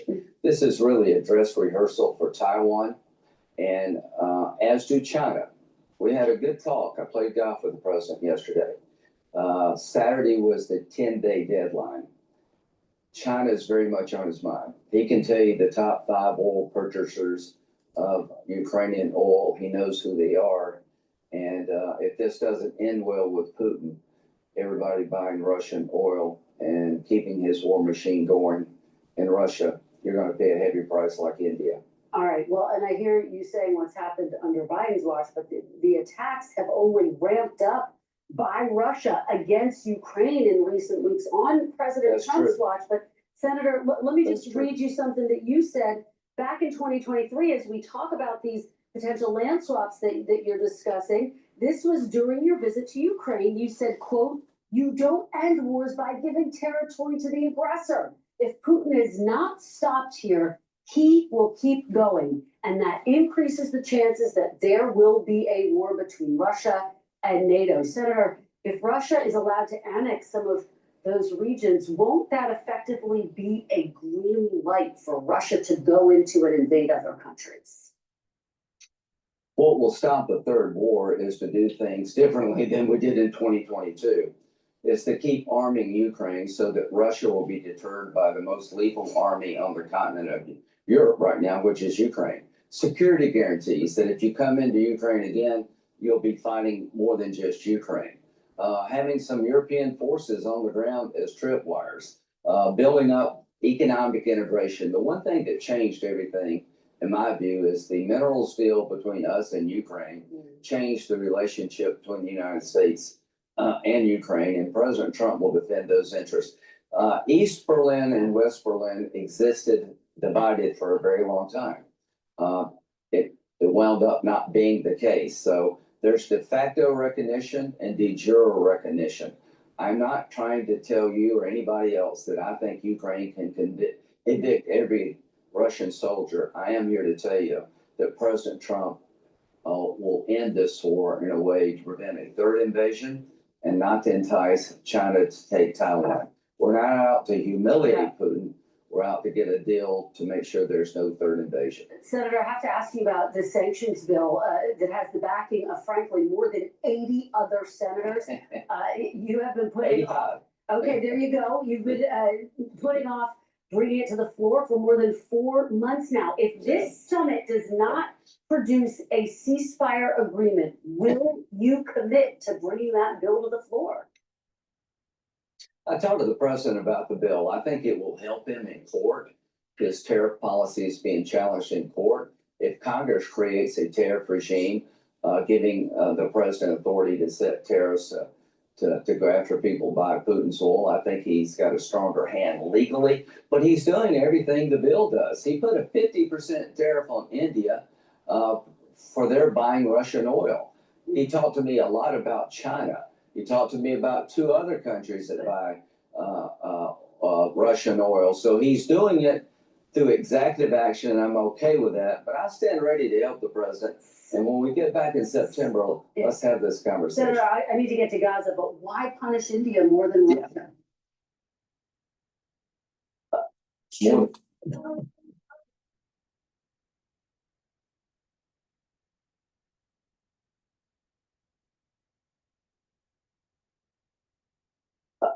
More than Russia. Shouldn't he be sanctioning Russia? Well, the one thing I can tell you, Putin could give a damn about sanctions. He evades them. He could give a damn about how many Russians die.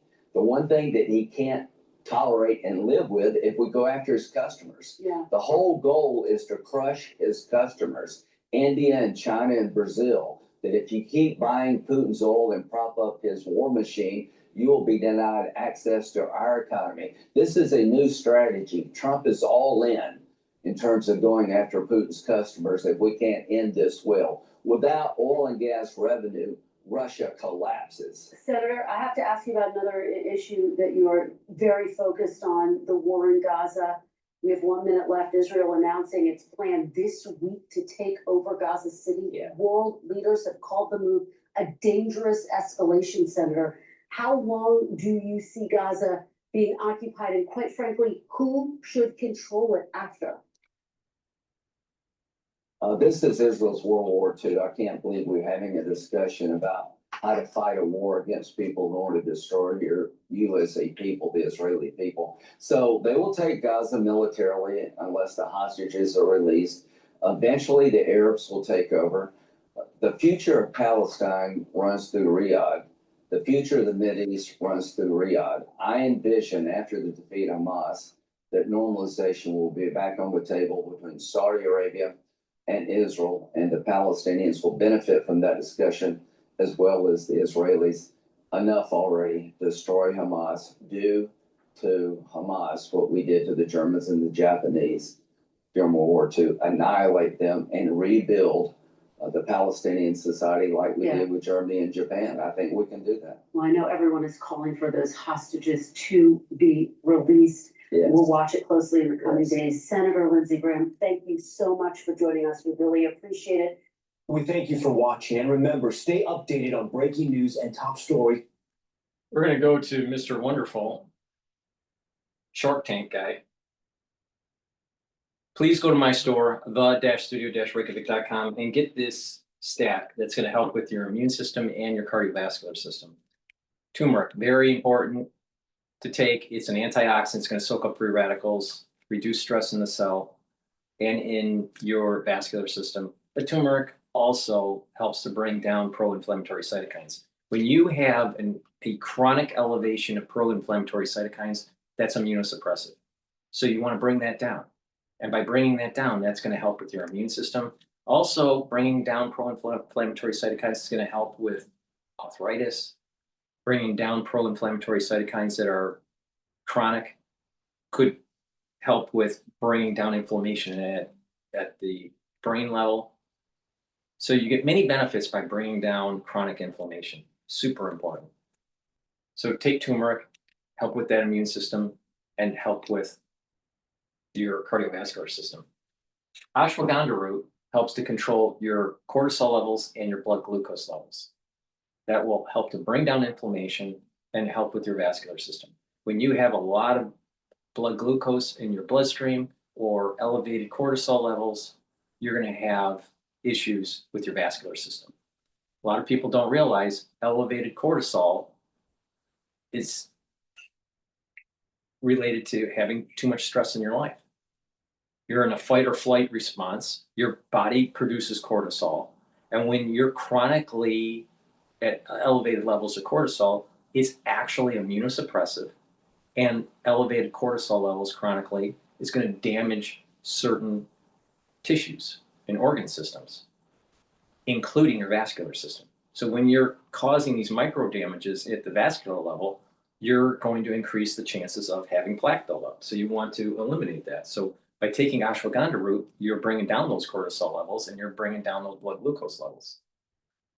And the other ingredient to the stack is lignans. Lignans will help to soak up free radicals. You're reducing oxidized LDL.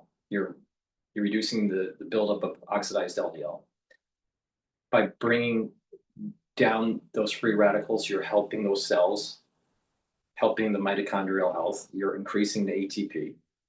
And lignans will bring down inflammation. So that's going to help with the cardiovascular health. That's going to also help with your immune system. Lignans also helps with your endocrine system. So by taking the turmeric, the ashwagandha, and the lignans together, it's a powerful stack for your immune system and cardiovascular health. That's the reason why it's the third pillar of my core protocol.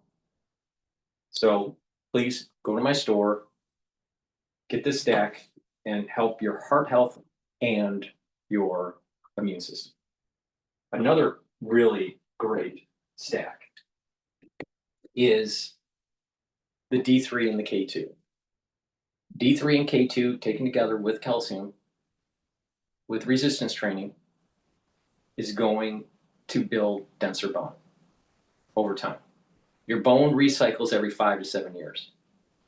And if you don't do resistance training and take supplementation to help with the bone matrix, you're going to lose bone slowly. So you start to lose bone, you start to get osteopenia, and then eventually osteoporosis. You want to stop that, and you have to take proper supplementation and do resistance training. Super important. But also taking K2 and D3 together will help to pull out some of that calcium depositing around plaque formation at the vascular level and reduce new calcium depositing. So it's going to help with your cardiovascular health too. Another great supplement to help with vascular system is nattokinase. Nattokinase will break up clots because it's fibrinolytic, and nattokinase will help to improve your lipid profile. It'll help to bring down LDL levels and increase your HDL levels. When you do that, you're reducing plaque formation. So you can stack the nattokinase, the K2, and the D3 together for a vascular stack. So please go to my store, the-studio-reykjavik.com. Use discount 5, get $5 off any order. Spend $100 or more, and you get a free gift until supplies last.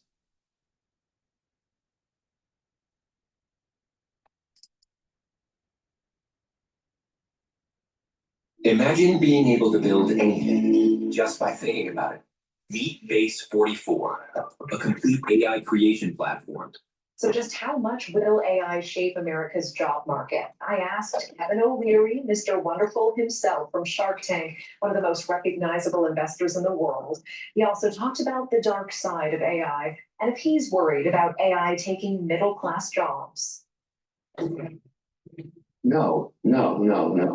The phobia people have over AI is nonsensical. I mean, it's going to make mundane jobs obsolete. That's the power of this technology. So no, embrace AI. Don't freak out about it. Many of the AI headlines that dominate are about the dark side of AI. And for example, we just spoke to an attorney recently representing a family in Texas that says an AI chatbot encouraged their teenage son who has autism to kill his parents. It also brought up the idea of self-harm as a way to cope with sadness. These examples are really scary to a lot of people. Are they alarming to you? And what needs to change to prevent this while still keeping us competitive in this global marketplace? That's a horrific story, and there's always going to be horrific stories like that. But that is not just the purvey of AI. Lots and lots of issues, but that's not enough to stop this train of technology, which is going to be such a powerful thing. And I might add, and this is a pretty sobering thought, the country that has the most advanced AI and the most data centers will win militarily. So I hope it's a democracy that ends up leading the advance in AI, not a communist country. And I'm talking about China. We see President Trump saying yesterday the Biden administration overestimated the jobs reports data on purpose. Of course, these comments come less than a week after Trump fired the Bureau of Labor Statistics commissioner. Do you have any thoughts on Trump's claim that the administration knowingly overestimated jobs data? You know, I don't think he should have whacked the commissioner. I think that job's just a bean counter. And do I think that those numbers are somehow politically altered? No. We've been collecting that data since the Second World War. Do I think it could be done more efficiently so we didn't have massive revisions like we had in that last print? Yes. Why is it coming by mail in the internet age? I mean, that's crazy. With AI, couldn't it be done better? Can't they make the data sets come faster, sooner, and more accurate? Well, that's something I'd like to see. And if that's the outcome of the whacking, okay. But no, I don't think Biden did anything with that data. Let me ask you very quickly about Bitcoin. What is your one-year target price for Bitcoin? Where do you see it at? I mean, you're making me forecast, but I'm happy to do it. In a year from now, if somehow this act got approved in the next, call it 6 months, a year from then, 250,000 for Bitcoin. That's what I think. I appreciate that prediction. Mr. O'Leary, we asked viewers what they would love to hear from you, so they sent in some questions. Here are some of them. Would you, Mr. Wonderful, consider running for president? Oh, you know, I'm so busy doing what I'm doing, and I really think that it's taken me an investment lifetime to understand the difference between the signal and the noise and how to work with politicians. Wait a minute. I thought he was a Canadian. Now, let me just look at that for a second. Because if he's a Canadian, if he was born in Canada, he can't be president. Kevin O'Leary. Yeah, Canadian businessman. Where was he born? Canadian. He was born in Quebec in 1954. So he can't be president of the United States. It's unconstitutional. So just skip to the next question. Very proud that I'm able to, as an ambassador of the American dream for entrepreneurship, I'm so lucky to go to the Hill. Maybe the question was being president of Canada or prime minister of Canada. Maybe that's what she meant. He's going to be invited into red and blue. I mean, what? Even Elizabeth Warren, even AOC want to create jobs. And Wix, one platform, any website, unlimited reach. Describe your needs and goals. Want to create jobs. And I'm that guy. I'm the advocate for small business in America. I've come to realize that the number one export of America is not technology or energy, it's the American dream, and I am that ambassador all around the world. Well, I don't know if he would fit the bill, but do you think that fellow shark Mark Cuban should run? Would you vote for him? I know Mark very well. I think he's a fantastic operator. I don't know if he's going to do it. He's had the opportunity already, but that's a soul-searching question, not just for him, for his family. I got a lot of respect for him. I mean, he understands business. Now, if the party reached out to him and he somehow decided he was gonna do it, he'd be a hell of a candidate. I support anybody that supports business. I have to answer that way. Anybody that supports the American dream. And that's why I recently said I need to meet with this new mayor of New York, because I don't get it. Yeah, what would you say to him if you came face to face with him? Well, I plan to. I mean, look, you know, New York's like its own country. As for an investor, it's one of the capital of the world. You know, you think about New York, London, Abu Dhabi, Zurich. I mean, that's where all the money is. And so I would want to sit down with him. I've asked for a meeting already and say, look, I'd love to help you on this affordable housing thing because I'm a developer. But if you tell me before a building's even built that you're going to put rent control on it, there is no way any capital is going to build that building. So can you explain that to me, how that's going to work? Because what you're telling me right now is I'd rather invest it in Florida or Tennessee or North Dakota, South Dakota. I want to have a conversation with you after you have that conversation with him, and I want to know how it goes. I want to get If he doesn't take, if he doesn't take the meeting with me or any other investors, that tells you a lot. You said that on Shark Tank, before the pitch even begins, as they are standing in front of you, you know whether they are winners or losers. What are you looking for? Aura. The ability for you to project your aura in a room where you haven't even spoken a word yet. Successful entrepreneurs have that. What does that mean? Is that eye contact? Or what does that mean? It's very much how you stand, how you're dressed, how you imagine in the context of Shark Tank, and I've done this thousands of times, thousands. The way Shark Tank works that you don't see because they walk out onto the carpet and the floor producer says to the entrepreneur or their team, hold, hold, hold, while the Steadicam gets the shot of them standing there and their products behind them, which you eventually see in the edited show. But that can take up to 90 seconds. I'm right in front of them. I just look at them straight on. I don't blink, I don't smile, I just look at them. If they can't take that, if they can't deal with that and push back and show that they're ready for what's about to happen to them, I mean, they're in front of, this isn't practice anymore. This is the real deal. You got the 26 cameras rolling. You got $1 billion worth of capital in front of you 12 feet away. This is your moment. The lights are shining and you're about to start.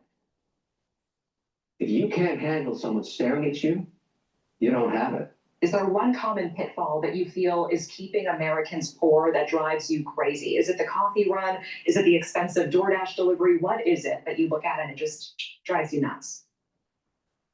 The biggest mistake you make in your mid-20s is you buy you don't need. Our whole society is driven in marketing to sell you don't need. Right. Look at all that crap. Even you, look at your closet of all the crap you've bought. The point is, next time you pick something up in a store, ask yourself, do I need this? The answer 75% of the time is no, you don't need that. And you know you don't need that. Take that cash and put it into Beanstocks or some other app. And then watch on your phone your net worth grow as the market provides the returns over your lifetime. Even if you only make $70,000 average income and you take that 15%, you'll retire with $1.5 million in the market. You look at the last 200 years, it's provided those kind of returns. It goes up and down, up and down.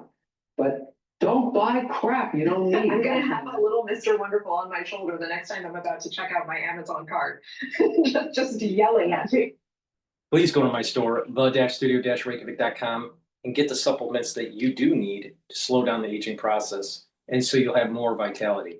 Good night formula, super important. Why? It has tryptophan, melatonin, GABA, and passion flower. It's going to help to detoxify your central nervous system. It's going to help you to consolidate memory, and you're going to be well rested when you wake up. Take it every night. Guess what? By doing this, you're going to slow down the aging process. Super important. Pay attention. Now to about 5 years from now, many people within your social circle, you're going to start seeing early onset of dementia. You better start paying attention to help mitigate that. And I'm telling you how to do it. Also take ubiquinol. Ubiquinol is super important. It's the most bioavailable form of CoQ10 that you can take. most people that take CoQ10, guess what? You're taking the wrong kind. There's nothing better than what I have on my store, the-studio-reykjavik.com. Ubiquinol is going to soak up free radicals. It's going to help to reduce stress in your cell. It's going to help the health of your mitochondria. You're going to have more ATP, and ubiquinol protects neurons. Guess what? That's going to be important. Stacker with Goodnight formula is a great stack. And clarity factor helps you to get rid of that brain fog so you can concentrate. It's going to help support memory. Over time, with learning new things, taking the proper supplementation like clarity factor, you're going to have better dendritic connections. You're going to think faster. You're going to sleep better. You're going to have better memory recall. Please go to my store, the-studio-reykjavik.com, and get the clarity factor. So a great neural stack, clarity factor, ubiquinol, Goodnight formula. Use discount 5 and get $5 off any order. Now, no matter what the season is, if you have an irritation in your throat, guess what? Better start taking the lozenges and the drops that I have. Elderberry zinc, get 21 in each bag. The drops, you get 100 in each bag. You can get it in blueberry, in honey and lemon, and in cherry flavor. Guess what? You get 100 in each bag. Get a few bags for your household. Why? Because if you have that irritation and you don't take care of it, you're going to have further problems with your respiratory. So it's really important to mitigate it right away. If you get sick, let's say 3 times a year, it takes even if it's benign, even if it's mild, and it lasts for 5 to 7 days, it takes 2 to 3 weeks for your body to heal. So if you are getting sick 3 times a year, approximately 9 weeks out of the year, you're either healing or sick. Well, that's a big part of the year. And now you know why, over time, you age faster when you have chronic illness, chronic sickness, even if there is periodic throughout the year. So please go to my store, the-studio-reykjavik.com, and get the great supplements that I offer. I also have structural nanosilver toothpaste. It helps whiten your teeth, freshen your breath, help with the health of your gum line, reduce inflammation at the gum line. This has no fluoride. It's the best toothpaste that you're going to buy. Get a few tubes of this toothpaste for your household. Go to my store, the-studio-reykjavik.com.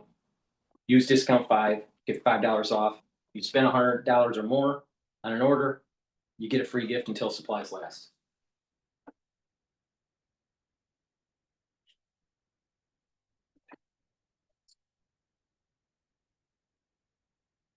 A day that starts with a walk, includes deep work, and ends with friends and a workout. That's the goal. You just need the right system to get there. You know that? The question, of course, is whether Zelensky gets to attend. And of course, if the White House pushed Zelensky coming, how does Putin, how does the Russian side take that? Because there's been a lot more skepticism on the Russian side about Zelensky being present at a meeting. Putin has at times not even acknowledged Zelensky's status in terms of as leader of Ukraine. Donald Trump will hold talks with Vladimir Putin in Alaska for Ukraine this Friday. The White House is reportedly weighing up inviting Ukraine's president too, with a White House spokesperson saying all three could yet attend together. Well, every Sunday at this time, I'm joined by one of the Times' brilliant journalists stateside for a roundup of all the political news from Washington, D.C. And today, I'm delighted to say that the hardest working woman in Washington, the Times' Washington editor, Katie Balls, is here. Good afternoon, Katie. Good morning to you. Good morning from DC. Good morning. Thank you so much for being here, Katie. Good Lord, where do we even start? I mean, I guess we have to start with the Ukraine talks. So what we do know so far, we know that Trump and Putin are definitely meeting in Alaska on Friday. We think maybe Zelensky might be coming along now. What more do we know? Well, yes, I think a great update. So they picked Alaska. That does mean, of course, this meeting, which Trump has wanted to arrange, I think, really since he returned to the White House. Of course, if we go back to just before he returned to the White House, his campaign for 2024, he was talking about fixing the Ukraine conflict in a day. That has not happened. We're just over 200 days in. But this meeting has always been seen as quite key to getting to a point where you can start to work out what a settlement, what end to the conflict, use inverted commas where necessary on some of these things, might start to look like. And I think to have it in America on home turf, allowing Donald Trump to announce it and so forth, has been something the White House already sees as an achievement. The question, of course, is whether Zelensky gets to attend. And of course, if the White House pushed Zelensky coming, how does Putin, how does the Russian side take that? Because there's been a lot more skepticism on the Russian side about Zelensky being present at a meeting. Putin has at times not even acknowledged Zelensky's status in terms of as leader of Ukraine. So that's where it starts to get more complicated. The meeting between Putin and Trump, in theory, is the first step to then a period of brokering peace. And then the UK has had a bit of this in terms of some of these talks, because of course we have J.D. Vance in Chevening staying with David Lammy, and then yesterday J.D. Vance from the US side decided to have meetings at David Lammy's house, his Grace and Favour house, and had various EU figures visit them. I'll come back to the Chevening bromance weekend in a sec, Katie, but I just wanted to ask you just on the Ukraine talks before we move on.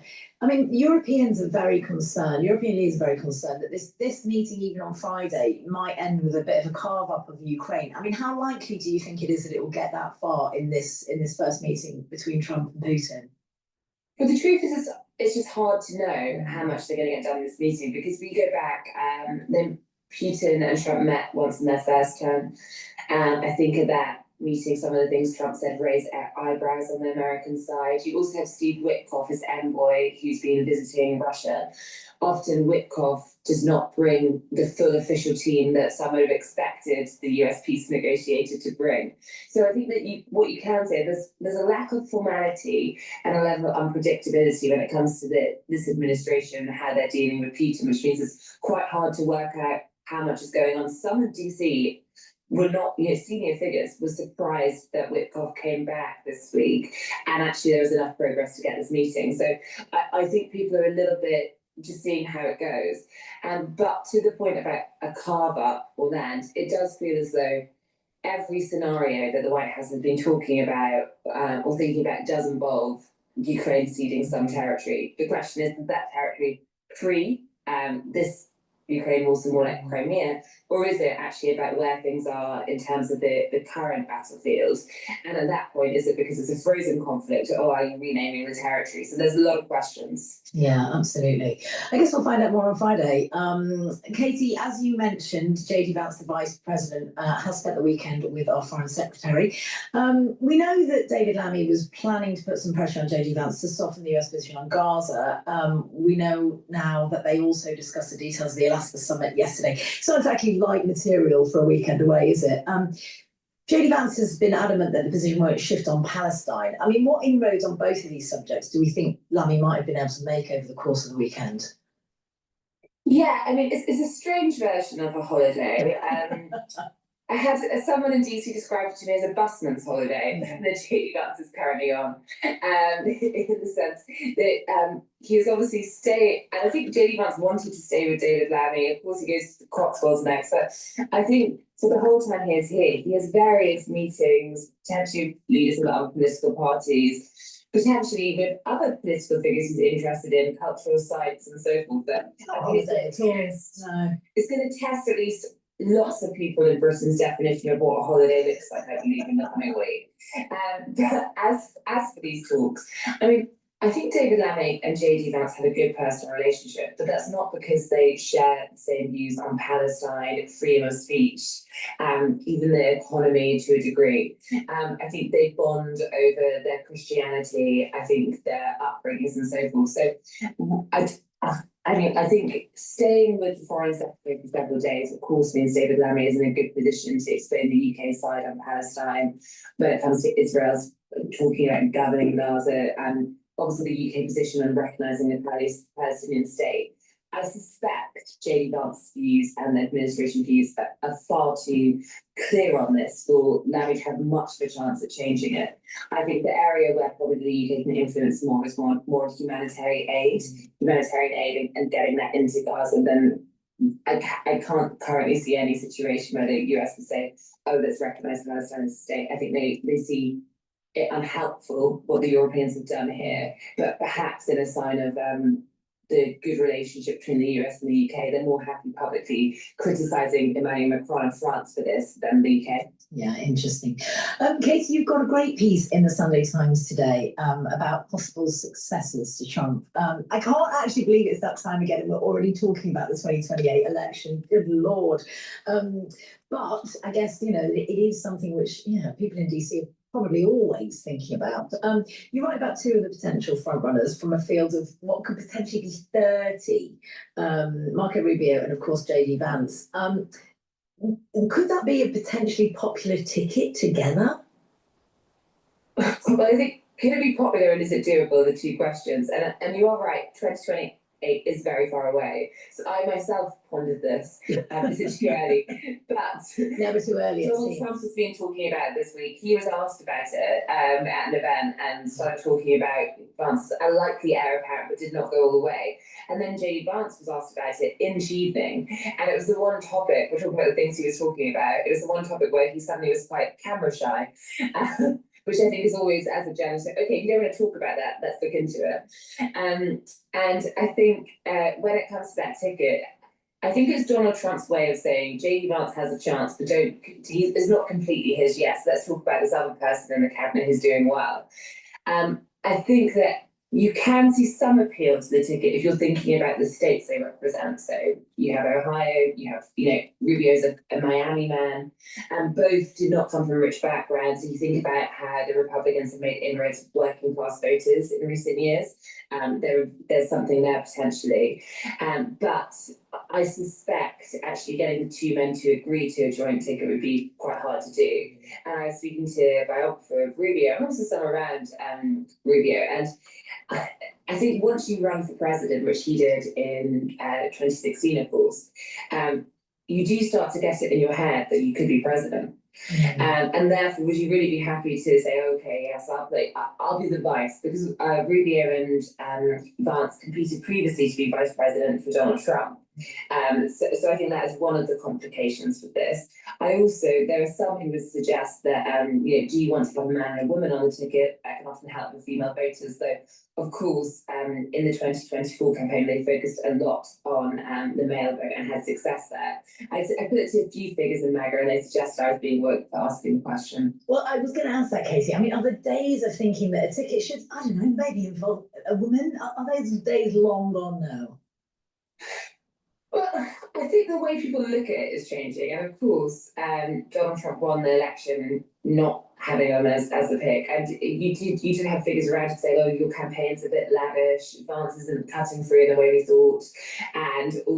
But also the whole campaign was focused a little bit on the manosphere. If you think about lots of those podcasts Donald Trump did, and really cutting through with voters, Hispanics, they also made large inroads with lots of different men who didn't traditionally vote Republican. So I think from the Republican perspective, at least, it is not seen as something which is really going to move it either way in a negative or positive way. So, but other mega figures, things worth saying is that they believe that when it comes to the number of people who are going to go for 2028, you're looking at potentially 30 or more contenders. And they said, you've got to remember nearly every person in the cabinet, probably every person thinks they could be the next president. So I think the idea of Donald Trump anointing them. And then I spoke to Steve Bannon, of course, a senior figure in MAGA world. And he was saying, actually, no, the person who's going to win this is Donald Trump. So we're just going to work out how he can run again. So there's 31 options for you. Thank you. We look forward to whittling it down over the course of the next 3.5 years, Katie. My two quick questions before we let you go, Katie, is how hot is it? I've spent several Augusts in DC myself. How hot is it? And is your air conditioning up to scratch? It is really hot. It was slightly cooler for a few days this week. So, but I've got quite addicted to the air conditioning. As someone who was born in Aberdeen, I find that the very hardcore air conditioning makes me feel like I'm at home. if I let imagine I'm outside. Well, the storms are quite amazing outside. You can watch a lot of heavy rain and be very cold inside. So it will be just like home for you, Katie. Wonderful. That's Katie Balls, who is, of course, the Washington editor for The Times. And you can read all of her work today in the Sunday Times.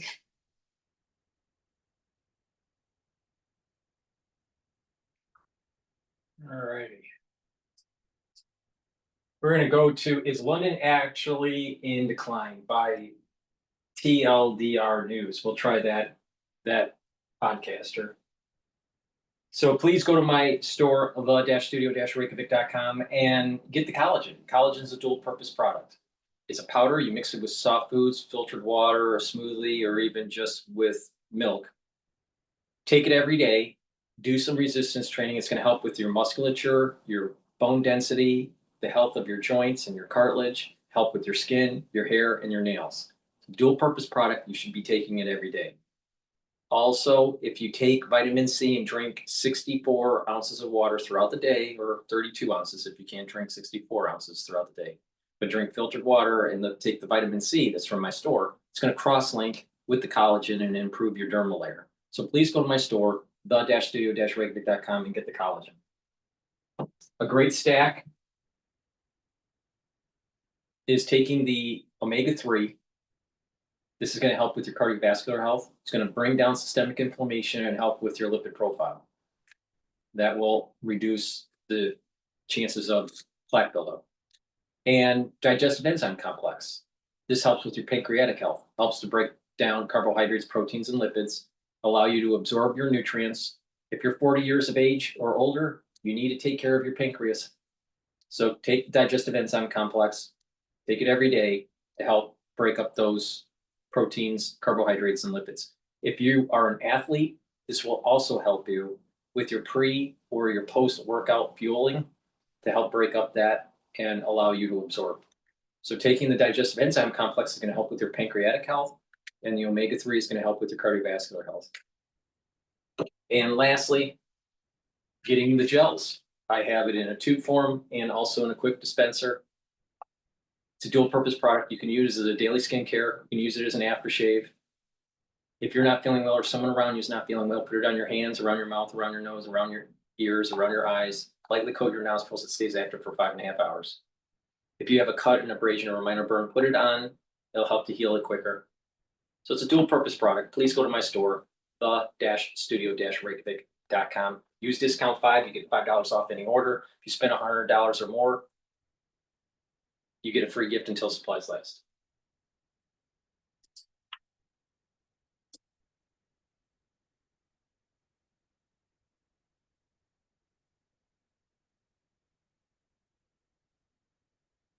World-famous sports stadiums, massive concert venues, internationally recognizable architecture, and, most importantly, a lot of pubs. To many, this is what attracts them to the British capital. However, at home in Britain, London's reputation is somewhat different. It's often thought of as a city with sky-high rent, unaffordable living costs, rising crime, and slow public transport. In the last few months, some figures on the right of British politics have lent into this narrative, variously branding London a murder capital, lawless, or simply a city in visible decline. So, in this video, we're going to have a look into these claims and take a look at whether London is actually in decline.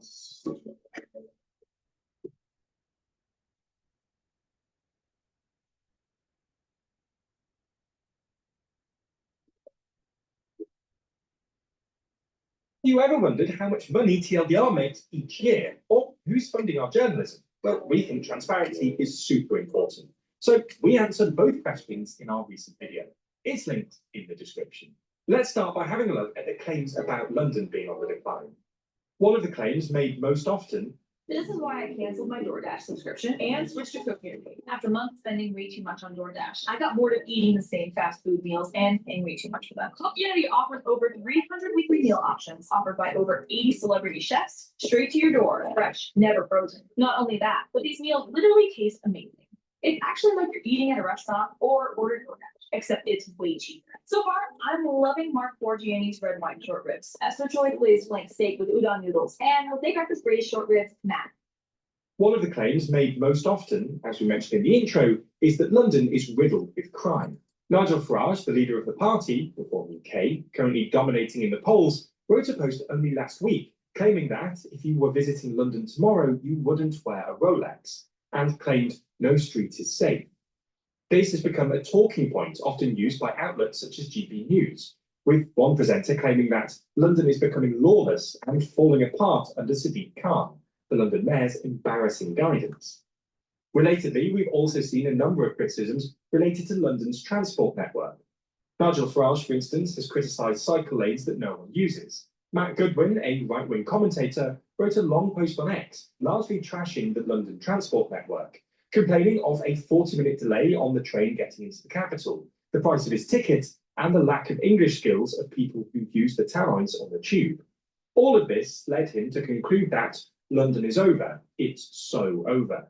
In fact, the right had even started to complain about the cost of rent in London, a topic that's usually more in the wheelhouse of those on the left. Specifically, towards the end of June, Robert Jenrick posted a video to his X account claiming that this was made worse by mass migration. He's not the first to make this claim, nor is he the first person to point out just how expensive it is to rent in London. It does, though, build into the narrative developing on the right that London is, quite simply, getting worse. So, is this the case? Well, let's have a look into these claims. Let's start with crime, as this is by far and away the most significant criticism that's been levelled against London. Knife crime is an issue that the capital has struggled with for years, and the data largely shows that it's a problem it's still struggling with. A report from the House of Commons Library shows that, apart from the West Midlands, London is the worst area in England and Wales for these kind of offences. London's robbery rate is a massive 6.72 times higher than the national average, and theft from the person, which is similar but doesn't involve force, is a whopping 23 times higher. Bicycle theft specifically is 2.51 times higher than the national average. However, other serious crimes like violent and sexual offences, possession of weapons offences, and criminal damage and arson offences all occur at lower rates than the rest of England. And like the rest of the country, London's overall crime rate has been falling relatively steadily in recent years. London's murder rate, for instance, has fallen significantly since the early 2000s, and London's so-called crime risk score, which is calculated by looking at the amount of crime in the city and weighting the more serious crimes more highly, has been improving over the last decade. So, how come so many people feel London is becoming a crime-ridden crisis zone? Well, it might be in part because while crime rates and violent crime rates are indeed down, some of the more visible crimes like shoplifting and snatch theft have become more common in recent years. According to data analysis by John Byrne-Murdoch at the Financial Times, rates for both crimes have more than doubled since 2019.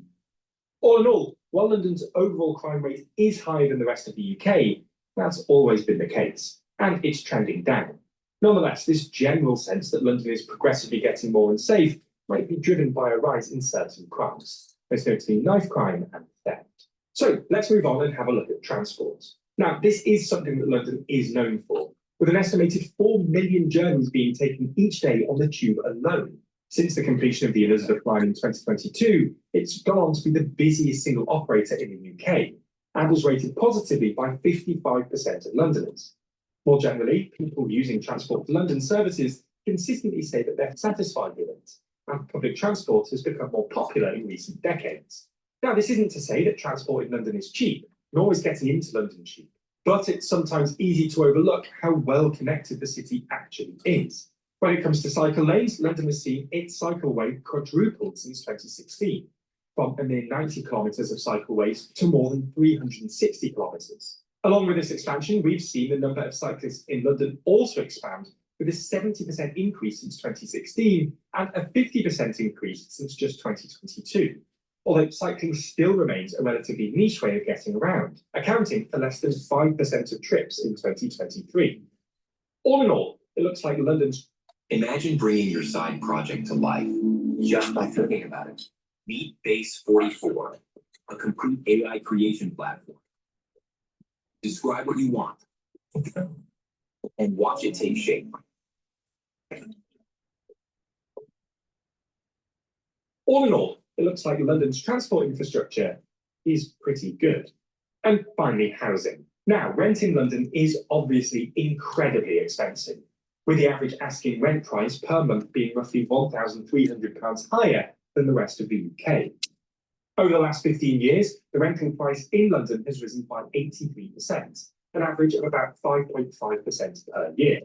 Altogether, this makes London the 8th most expensive city in the world to live in, Now, the only thing that should moderate any of this is the fact that wages have also increased in the past 3 years, making rental pricing a little more affordable. In 2022, rental prices were 20% higher relative to 2010, taking into account wage increases. Right now, it's about 15%, a decrease of about 5 points. All in all, while renting in London and housing costs more generally are clearly stupidly high, this isn't a new phenomenon. So, all in all, clearly, while some of the criticisms of London do hold up, on the whole, things are improving. In other words, London certainly isn't over. Everything we've discussed in today's video plays into a broader sense of uncertainty in the world at the moment. And who's so often in the middle of all that? Well, the United States. So in the next issue of our magazine, Too Long, we're discussing this geopolitical shift and whether we're currently observing the end of the American order. In that section, we discuss everything from the collapse of democratic norms in the US to the decline in American soft power, to issues with the US economy or the battle for universities, before discussing who could potentially take over in a post-America world. So if you want to find out what we really think, now's your chance. It's not just the US though. This issue is our longest ever at 78 pages, full of our very best journalism and analysis. So we also get into why Germany's military might is growing, if Farage could become the UK's Prime Minister, why countries are outsourcing their migrants, why the global order is collapsing with Professor James Kerr-Lindsay, and why leaders like Putin and Netanyahu seem to be getting away with it. The magazine has now been officially published, so if you order a copy today, we'll ship it to you as soon as we can. Or if you select the digital edition, we'll send a digital version of Too Long straight to your inbox. Plus, if you want the best deal, make sure that you subscribe to Too Long. That way, not only do you get every issue going forward, you'll also get 20% off every copy as long as you're a member. On top of that, this week only, if you use code LASTCHANCE20, you'll get an additional 20% off this copy, bringing down the cost from £9.99. I think what is interesting is that podcast also has a magazine, so you can dive in, kind of like a Business Week, very similar. But it's on politics, but let's go to DW on Europe. European leaders say no to Trump, Putin peace deal without Ukraine. The European leaders have rejected changes to international borders through the use of force, saying this would only reward Russian aggression.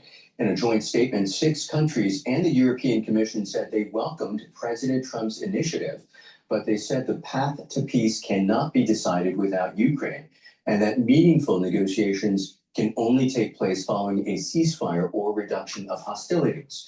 Ukrainian President Volodymyr Zelensky said he fully supports the joint statement. Today has been an active diplomatic day. Since this morning, I've been coordinating with our partners Britain, France, Finland, Estonia, Denmark, and Spain. I thank them all for their clear support. There must be a just end to the war, and it is up to Russia to do so. It is Russia that must end the war it started. For more, let's cross over to DW correspondent Christine Munwa in Brussels. So European leaders, Christine, have issued a statement in support of Ukraine. What kind of signal do they intend to send to Washington and Moscow? That's right, Michael. And that statement we received late into the night, Saturday going into Sunday. It comes after representatives from France, Germany, Poland, Italy, Finland, the United Kingdom, and of course, a representative from the EU Commission had met. And the message they want to send is that there cannot be any solution about Ukraine without Ukraine being at the table. The fear on the part of the European leaders is that Ukraine is again being excluded from crucial talks where Ukraine should actually be represented. There is also European security interests in this conversation as well. And part of that statement reads that while we share that a diplomatic solution must protect Ukraine's and Europe's vital security interests, what is meant by that is that there needs to be robust and credible security guarantees for Ukraine in this. This has been a long-standing call on the part of European leaders that any ceasefire must come with security guarantees for Ukraine. In short, that means it must come with some level of assertion from the United States that they would come in to support if Russia were to threaten another invasion when a ceasefire has been reached. This is something that the Europeans with the United Kingdom have been pressing for the Ukrainians to do. In the UK, they call it a backstop, that the Americans provide this backstop to be able to get in the event that Russia threatens another invasion. According to media reports, European and Ukrainian officials have presented Washington with a counter-proposal to Russia's ceasefire plan. What more can you tell us? Yeah, so the officials are not confirming this, but there have been, as you rightly quote, some people being quoted unofficially in media outlets. What the Europeans are putting forward is supposedly a proposal that says no, nothing in terms of developments, swapping territories should be done until there is a ceasefire. And this would really confirm or is consistent with what has been the long call from European leaders, that there must be a ceasefire, that no other processes should take place in terms of discussing the swapping of territory, as was touted by the President of the United States, that none of this should happen before there is a ceasefire. And again, I'll say this has been consistent with what European leaders have been calling for, even a temporary ceasefire, to get talks happening at the table. Again, we've had no confirmation of that officially, but it would be consistent with what European leaders have been calling for. Christine, as you well know, for months, European leaders labored to bring Donald Trump around to their position on Ukraine. But as it looks now, the EU won't participate in that Trump-Putin meeting in Alaska. How likely is it Europe will be left out of peace talks altogether? Well, Michael, there is that real threat, and it's not the first time we're at this point where the Europeans are fighting for a place in this conversation, for a seat at that table, so to say. In February already, when there was talks being touted between the presidents of the United States and Russia, already the Europeans were being sidelined. Now, the Europeans do welcome the Trump administration putting the US leadership forward in all of this. It is the aspect of being sidelined that concerns them. Of course, Europe has a big stake in this conflict. It and the United Kingdom and other G7 countries have been very big supporters, not only militarily for Ukraine, but also in keeping the country running in the 3-year duration of this war. I'm talking about government services and other support, and of course, the number of Ukrainian refugees that happen to be in Europe at the moment. So Europe has been vying for the United States to recognize it as a constructive and helpful partner in the negotiations. There has been that reluctance from the part of the US administration, but they will continue to push for that because they also believe that they're firmly supporting the Ukrainian position as well. Got it. That's a DW correspondent, Christine Mundwa in Brussels. Please go to my store, the-studio-reykjavik.com, and get the Myotrol. Myotrol will help to provide the gene expression that you need to build muscle and maintain muscle. Do resistance training, take the Myotrol. It has polyphenols, lignans, and flavonoids to help with that gene expression, to build muscle, and to maintain muscle. This is very important if you're 40 years of age or older, so you don't atrophy and you maintain that muscle mass. Super important for males and females. Resveratrol.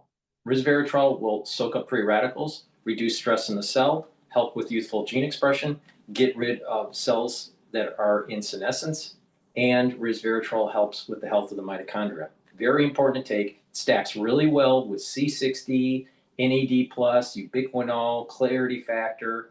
It's a great supplement. So please go to my store and get the resveratrol. Get the Myotrol that will help to build that muscle. Now, Myotrol with resveratrol together, you're helping to build the muscle and maintain the muscle and help with the mitochondrial health. And resveratrol is an antioxidant, it's an anti-ager, and it helps with youthful gene expression. A lot of people don't understand that when you get older, your genes start to methylate, and when you start to methylate, you're reducing or shutting off certain types of gene expression. You want to kind of reverse that, reduce that methylation of those genes. So taking these together is really important for helping with the musculature. So please go to my store, get the Myotrol and the resveratrol. Okay. Now let's listen to Martin Wolf. Martin Wolf, I actually have met a couple times in my life. Back in 2014, 2016, somewhere in there.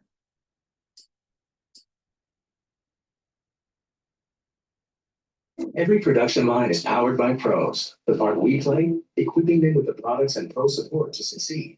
Because your machines are nothing without their team. What's happening is a return to regionalism.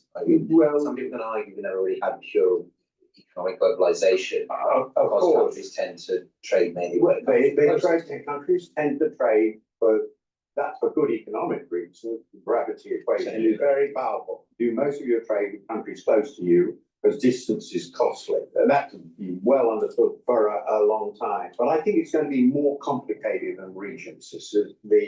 The world doesn't divide comfortably into regions. We impose the logic of regions upon it, and it isn't really true. So, for example, if you look at Southeast Asia and East Asia, these countries trade massively with China and massively with America. Which region are they in? Indo-Pacific. If you include Indo-Pacific, includes the US, and it includes China, it's 2/3 of the world. So that's not a region, that's the world. This is a global gambit. On that, because I think I know what you're going to say, which is the euro. Yeah. But just on this, we've got Macron in the UK as at the time of recording. He's always been a big fan of Eurobonds, but for the European Union to do this, there has to be some form of fiscal integration. There has to be a United States of Europe, quote unquote, right? Yeah. So I was hoping you could work that into. Well, that was what I was going to say. Well, there you go. So there are. Well, the euro. Then there's gold. Gold is not a currency. This is a profound mistake. My previous guest was Gold is not a currency. It's a store of value. Interesting. There are reasons we went to paper currency and then electronic currency. You can't pay stuff with gold. It's technically unworkable in a modern economy. You go around trying to buy things with gold, or go into the markets and say, okay, I'm going to deliver you N zillion tons of gold at the end of this transaction. You have to do it in some sort of electronic form of gold. And the electronic form of gold is essentially a currency. And once you've got this electronic form of gold, somebody somewhere is going to think, well, that'd be quite a good idea to change the price. And then you've got a dead gold standard. And that's what happened, by the way, in the history of the evolution of money. Paper money became unshackled from the gold to which it had been linked. That's a very complicated story, but that's basically the story. So gold can't be used as a means of payment directly. That makes it very, very different from a money.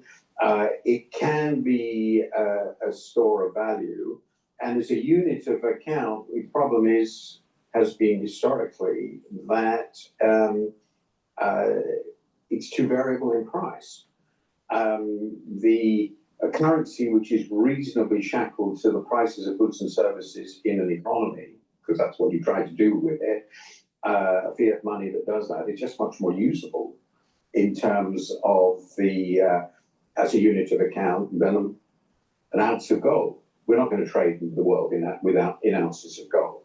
So gold can be the base of a monetary system, but only if fiat money is tied to it 1-to-1. And nobody has got governments to tie their currencies to gold. In my view, the gold standard was dead by the end of the First World War. It was killed by the Americans in 1971, but the Americans weren't actually on the gold standard since the First World War. It's an illusion to think they were, but that takes you into a long way away from it. Gold is not going to be a currency, not in the modern world. It's not usable. It's a barbarous relic, to quote somebody. The euro, you're feeling. Now, the euro. The euro has the advantage of there are financial markets, it can be traded, but the eurozone has two fundamental disadvantages, as you rightly said. It doesn't have a political entity behind it, an integrated political entity, and it doesn't have a fiscal system behind it. And because of those things, it's less secure than the United States. It can disappear. It's perfectly possible to imagine a world, much more likely than with the US, in which the currencies of the EU, the countries of the EU break up, the EU dissolves over some period of time, because the politics goes against it. If we get a whole slew of right-wing populist governments in Europe, in Germany, in France, in Italy, can you be really confident that the Eurozone treaty will hold? I mean, there can be a lot of trouble. We've had in one huge Eurozone financial crisis, which was solved with great difficulty, perfectly possible, easy to imagine others. And you know that the US is not going to be dissolved. So there's a political question, and there's, as an expression of that, the obvious fact that the fiscal authorities, always crucial for a currency union, are national. They're not EU or Eurozone wide.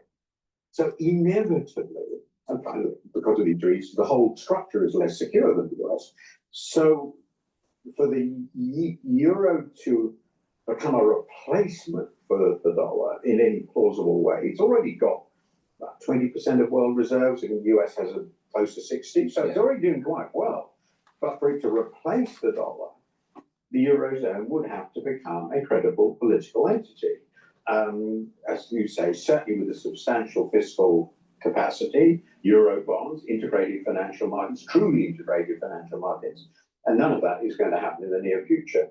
So I think, to paraphrase a famous remark made about democracy, the dollar is the worst of all possible alternatives, except for all the others. And so the dollar, more likely. Every day you wait to make that hire, your competitors get another step ahead. With somewhere.com, we can fill your role in days. More likely than the dollar will be replaced by something else. This is the key point. Is that this world economy that we're now looking, which is the product of globalization of trading goods and services and of financial markets. This is the world economy we had created. This is disintegrating, right? That's obvious it's disintegrating for economic and political reasons. So a more likely future than the dollar is replaced by something else is that the global financial system fragments. So we will have a Eurozone area. It will be more self-sufficient, trade and finance. We will have an American area. We'll have a Chinese area. They will overlap. And the world will be very complicated and messy, and the currency areas will overlap, but we won't have a hedge fund at all. Interesting. I think what's happening is a return to regionalism. Right? Well, some people can argue we never really had pure economic globalization. Because countries tend to trade mainly. Well, countries tend to trade for good economic reasons. The gravity equation is very powerful. You do most of your trade with countries close to you because distance is costly. That's been well understood for a long time. But I think it's going to be more complicated than regions. This is the world doesn't divide comfortably into regions. We impose the logic of regions upon it, but it isn't really true. So, for example, I'll give you a few examples.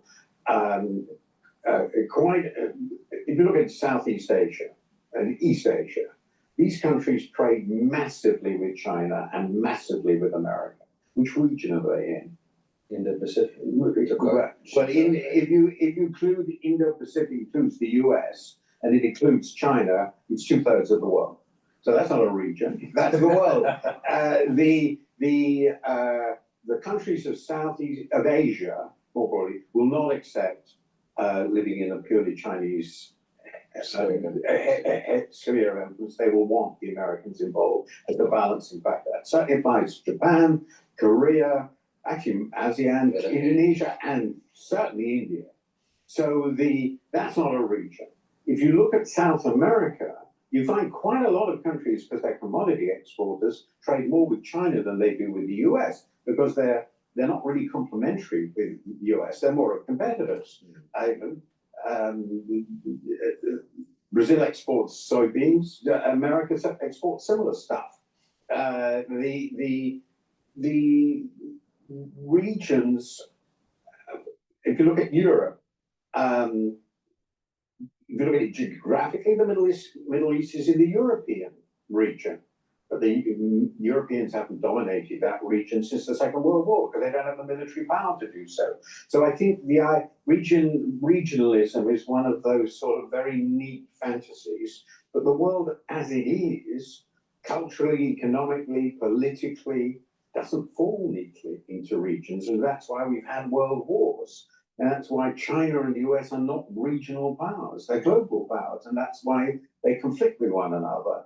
And they're not, you know, there's some people who sort of fantasize about going home, but pretty obvious looking even how Trump, who really is a nationalist, he doesn't behave as if the only part of the world that matters is the Americas, because he knows that America has interests, economic, therefore vastly greater than that. Huge part of American corporate profits come from regions of the world which aren't the Americas. And the Americas for America is a backwater. South America gives them almost nothing compared to what they would lose if the rest of the world was all fell under the Chinese sphere. So I think we should forget regionalism. It's a fantasy. But what then, and I guess I'll make this the last question, right, is what then is globalization? Because in my lifetime, sovereign debt crisis of the early 2010s, Brexit, 2008 financial crisis, the wars in the Middle East over ISIS, Trump's first term, all of this has been an illustration of a rejection of the prevailing Western-led order of, hyper-globalism and this idea of, homogenization, no borders. That's quite clearly being rejected now. You can argue whether in this regionalistic type or got tendencies, but we're shifting towards much more of a fragmented world. I think one paper in the Munich Security Conference called it a multiplex world, not multipolar. Now, someone who studied great power politics, people can argue that the Chinese want to replace the United States as the hegemon or simply just counterbalance. What do you see being sort of the most likely short to medium term international order, quote unquote? Well, let me turn, I think most of what you say, though I recognize the rhetoric is sort of a straw man, because the global order, I wrote a book about globalization back in the early 2000s. The idea that what we were creating was a borderless world was a complete illusion. At Brooklyn Solar Works, we are the solar experts for New York City news. With custom solutions like our solar canopy and tilt racks, we install solar panels on brownstones, townhouses, co-ops, and condos, while keeping your... Was a complete illusion. Very few people said it either, but anyway, because this is the biggest point I made in my book, integration into the world economy was a policy choice, crucial. And then a lot of countries made this choice to integrate because they had come to the view this would help them become more prosperous. But the entire order, the old globalization order, rested on the only sources of order in the system, which were states. There never was or could be a global political system. And so the globalization, the order of the system of economic integration was the policy choice of states, which provided all the legal and institutional, military and other powers required to provide security to the actors in this, the economic actors in this system. And they did that because they came to the view in different ways that this was going to help them prosper. And that was very much the ideology. So to me, globalization was a policy choice. And I've known, this is in my book, there have been periods in the past when the policy choice was made in different ways to integrate by powerful countries and then to disintegrate. after the global financial crisis in particular and other shocks, decisions were made to disintegrate by the same actors that made the decisions to integrate, namely states. And that's partly because the outcome of globalization was more destabilizing than they thought it would be, particularly in finance. It was partly because it brought about changes in relative economic power that some of them really disliked. Most notably, the enormous impact of the rise of China, which wouldn't have happened without globalization. And the result of this is that states, obviously domestic politics plays a crucial role in this, have increasingly decided they want less of this globalization than they thought 10 or 20 years ago, because it doesn't work for them.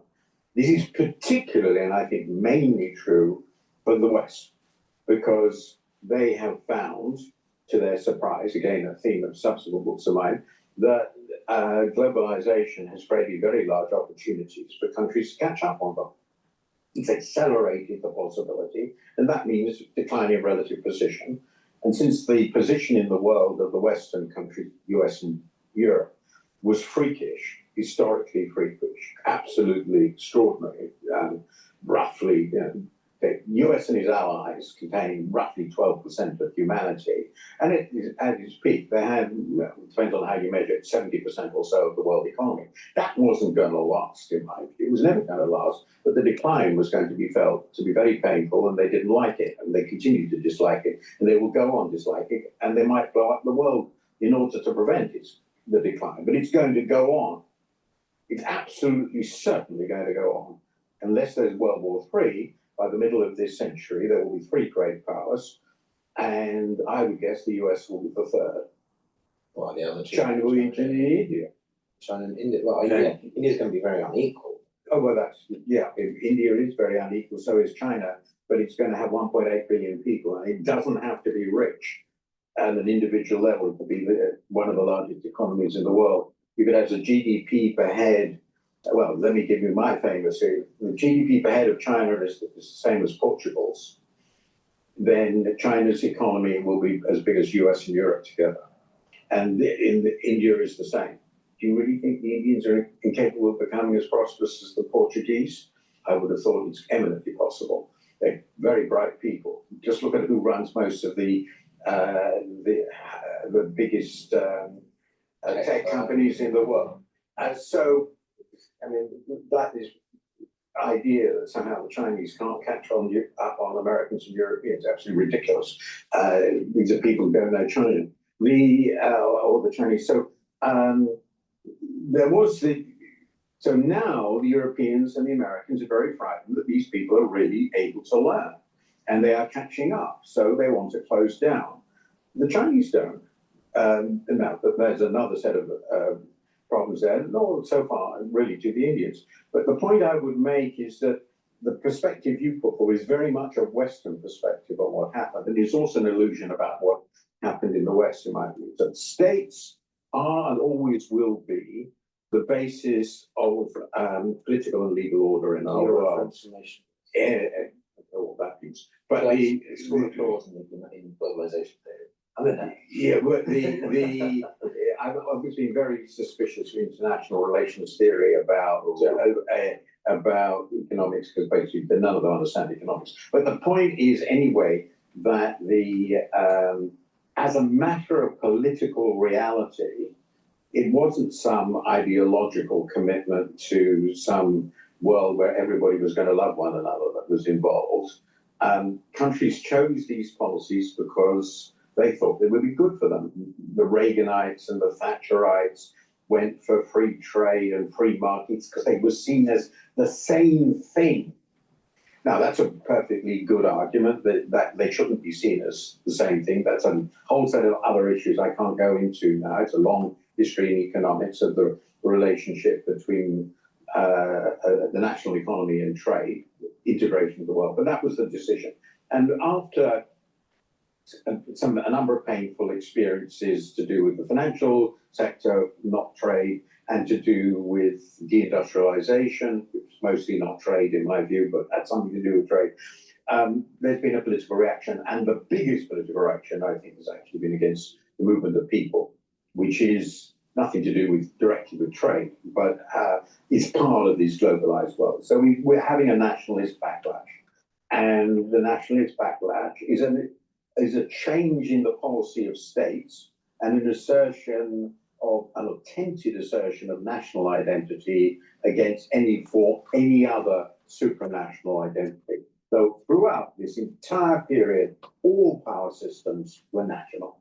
The least true of that was Europe, and the reason the Europeans went so far against national power politics was obviously what happened in the first half of the 20th century, and the correct perception that the European states on their own were too small to provide themselves with economic and political security, so they had to unify to some degree.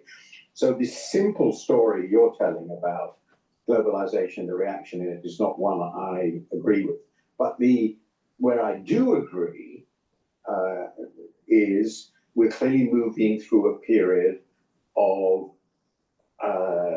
greater protectionism, nationalism, étatism altogether, and the French. It goes back to the French 17th century idea that the state controls the economy. The state controls and shapes the economy. It's clearly part of what's going on in America. And in different guises, it was also true under Biden. And in that world, you will expect to see disintegration of the world, of the things that have connected countries. Now, how far that will go, the last time we really did this was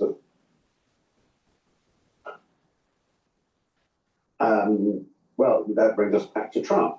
The problem with who's clearly the most important person in the system, far and away, is that his policies are utterly incoherent and unworkable. So, and everybody else in the world. There was some issue with the audio, so I want to rewind it a little bit. And it was a mess. Can we contain it? Well, that brings us back to Trump. The problem with who's clearly the most important person now involved in disintegrating the system, far and away, is that his policies are utterly incoherent and unworkable. So, and everybody else in the world is trying to work out, well, if this is what the US wants to do, where does it end? What do we do to respond? And if the US is behaving like this on trade, what do we do about the currency? All the things you mentioned. And I would say what we are now is simply in an era of chaotic fragmentation. It won't be stable, and what follows that? I don't think he understands. He doesn't understand chaotic systems. When there's a phase transition between one state to another, it's usually chaotic. For example, going from, let's say, liquid water to a gaseous state, right?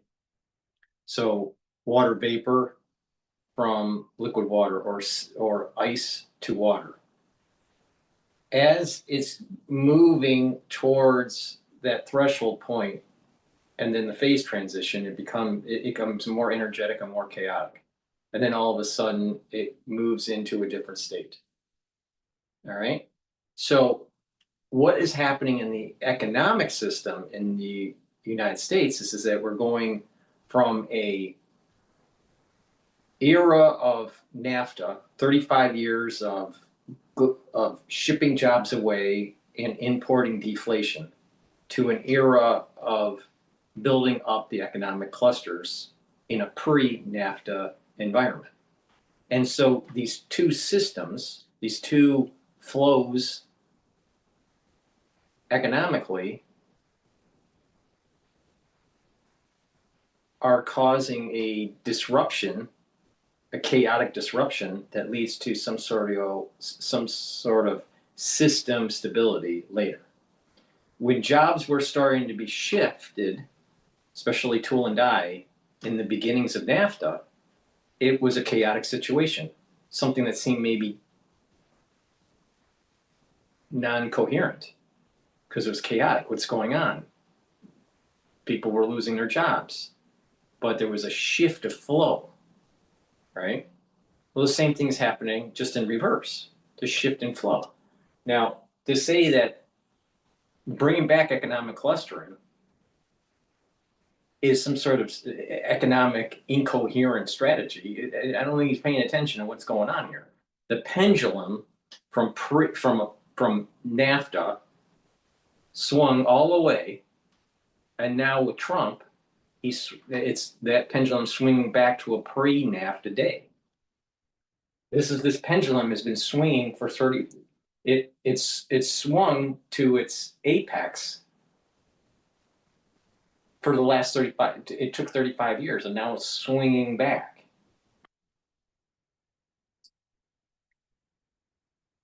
Predictable. Looks like you've got your work cut out. Yeah, well, I will be soon no longer on the scene, so somebody else will have to work out what has to happen. Okay. Thanks. So if it's not predictable, how could it not be predictable if you are looking at it from a situation that it's a shift of phases, but you know what the phase will be in the end, and you can model it like a pendulum. The pendulum went to a certain point, and you can predict where the pendulum will swing back. So Wolf is wrong. Wolf is wrong. So, all right. We have. All right. Please go to my store, the-studio-reykjavik.com, and get the Boomer Boost. Boomer Boost has 68 nutrients. This is going to focus on different systems of your body, your brain function, your heart, your vascular system, your metabolism, your musculature, your energy levels. They will improve. This has a very comprehensive compound profile. Read the label on my website. Take it every day. If you replace this as your breakfast, replace with this as your breakfast or for your lunch, you're going to lose weight. All right. But you don't have to just take Boomer Boost to lose weight. It's just an added benefit if you take it for your breakfast or for your lunch. But the point here is that you can use this many different ways. Now, if you're a person that doesn't need to lose weight, just eat your normal calorie intake and then mix it with soft foods, filtered water, smoothie, or just with milk. It's up to you. I mix it with soft foods, but take it every day. If you want to lose weight, you want to replace your breakfast or your lunch, not both, with Boomer Boost, with a smoothie or with milk or with soft foods like hummus or yogurt. And what you're going to notice is that you're going to be losing weight safely, and you're going to have energy throughout the day that you don't have to worry about spiking and then a crash or anything like that. You're going to have lots of energy. It's going to boost up your metabolism. It's also going to help to improve your A1C levels. So take this every day. This is also great if you work out, to take it as a pre or post-workout fuel source for your workout. It stacks really well with C60. C60 is a very strong antioxidant. You can get it in extra virgin olive oil, MCT coconut oil, or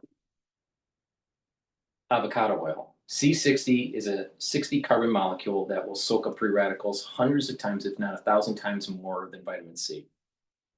Now, C60 has to be in a lipid, an oil, for it to be absorbed properly. Now, take it on an empty stomach, teaspoon a day for best absorption. If you work out, take it before your workout. They'll soak up free radicals. They'll help you to recover quicker for your workout. Now, C60 is going to soak up free radicals at the cellular level, but also at the vascular level. And when it does it at the vascular level, it's reducing the chances of oxidized LDL. When you reduce the concentrations of oxidized LDL, that means you are reducing the chances of plaque buildup. In addition, C60 helps with the neurons, helps the mitochondrial health of the neuron, and reduces the stress in the neuron. And when your neurons are healthier, the myelin sheath is healthier.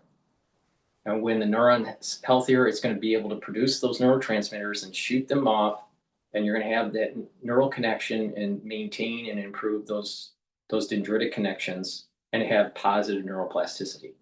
That means you're going to be able to think better. You're going to be able to have better memory. You're even going to have better motor coordination. But you have to view this in a holistic approach. It's not just taking C60. It's also proper diet and exercise and drinking filtered water, staying away from processed foods, staying away from high sugary substances, and do the 4 modalities of exercise: resistance training, cardio, balancing, and stretching exercises. These are all very important to maintain overall health. Another important feature to slowing down the aging process and reducing free radicals, reducing stress, is mindfulness. Get out of sympathetic and go into parasympathetic mode. And then you can do that through spirituality or mindfulness or meditation. Learn new things, read, write, talk to people in the real world. When you're an active person and you take care of your body is going to heal and slow the aging process. So please go to my store, take C60. I take a teaspoon a day every day. Very important to slow down the aging process. And it's a key pillar of my core protocol. The first pillar is cleanse, or max 35 or max 14. That helps to boost up your immune system. C60 is the second pillar to soak up free radicals. The third pillar is the turmeric, the ashwagandha, the lignans to boost up the immune system and help with your cardiovascular system. And the fourth pillar is boom boost. That's going to rev up your metabolism and improve your energy levels. And when you do that regularly and you take that holistic approach, you're going to slow down that aging process. Your body is going to have more chance of healing. You're giving it the right nutrients.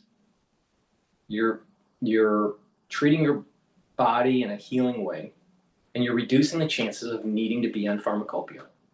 Now, sometimes people have to be on pharmacopoeia, all right? Maybe they treated their body, in such a way where it's in a disease state. But you want to get off of that pharmacopoeia and not have the side effects. Isn't it better to take supplements that will help to improve your lipid profile and help to improve your A1C levels naturally than to take pharmacopoeia, right? I would think the answer is yes, because pharmacopoeia has all these side effects. So you want to take care of your body in a holistic way, and with proper supplementation and the stacking and other modalities, you're going to be able to do that. So it's really important. Now, let's go to the video from MSNBC talking about O'Rourke Slam's lawsuit accusing him of bento bribes to Texas Democrats. So let's see what they have to say here.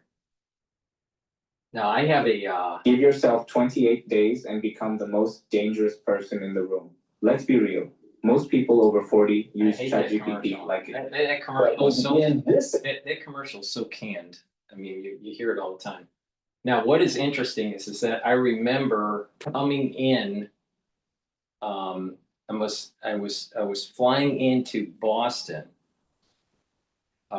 through, I think it was JetBlue, and I was getting a coffee at the JFK airport, and waiting in line to get that coffee. And guess who was in line just in front of me? I bumped into O'Rourke. He's a very tall guy. I mean, and he was flying to Texas, actually.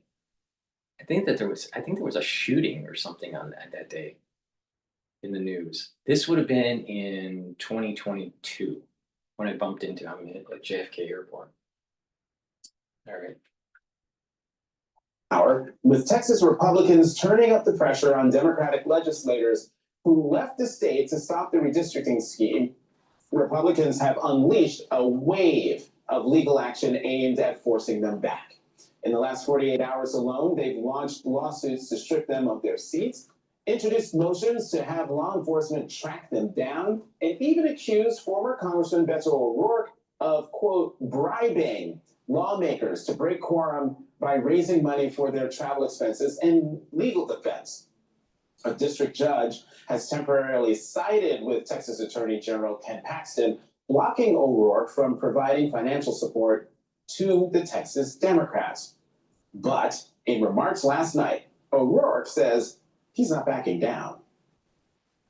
I was sued by Ken Paxton not once, but twice this week. He tried to stop us from holding this rally here today in Fort Worth. He tried to stop us from raising money to support these Democrats in the fight. He lost. And one of the worst things that we could do to Ken Paxton is to right now choose to donate to have the backs of these fighters, and we are not going to let him stop us. Are you with me on that? And joining us now is the man you just heard, the founder of the organization Powered by People, former Texas Congressman Beto O'Rourke. Congressman, thank you for coming to the weekend. So you had what you said what you said there about Paxton. I want to read you what he wrote in a post. He wrote, "I just defeated Beto O'Rourke in court. We secured a major victory, stopping runaway Democrats from taking Beto bribes and preventing deceptive fundraising. They told me to come and take it, so I did." Congressman, I don't think I need to ask the question. Just your response. Yeah, he wanted to stop us from speaking. He wanted to stop us from rallying people to the defense of these brave Texas Democrats. And he wanted to stop us from raising money. We are doing all three. What strikes me about what's going on in this country right now is all of these powerful, wealthy people and institutions, the big law firms, the Ivy League universities, the tech moguls like Jeff Bezos and Mark Zuckerberg and Tim Cook obsequiously giving Donald Trump a gold-plated iPhone, and they're all bending the knee. And it appeared almost inevitable, I think, to many in the country and probably to Donald Trump that anyone in his way would do the same. And I think that's what motivated him to try to come to Texas and steal 5 congressional Now let me get districts this. in the states. We got to dive into O'Rourke. All right. Now, what did he say? He said it was the Ivy League and it was, the elite institutions or, the elite. All right. He's a liberal. All right. I don't even like him, but he's a liberal. Where did he go to school? He went to Columbia University for a BA, Bachelor's of Arts. He went to an Ivy League. He has an Ivy League education. See, don't be hoodwinked. Many of these Ivy Leaguers are liberal, but they want to spin it as if the elite, right, are controlling the system, but they're not the elite. He's another wine and cheese Democrat. That's what he is, a wine and cheese Democrat.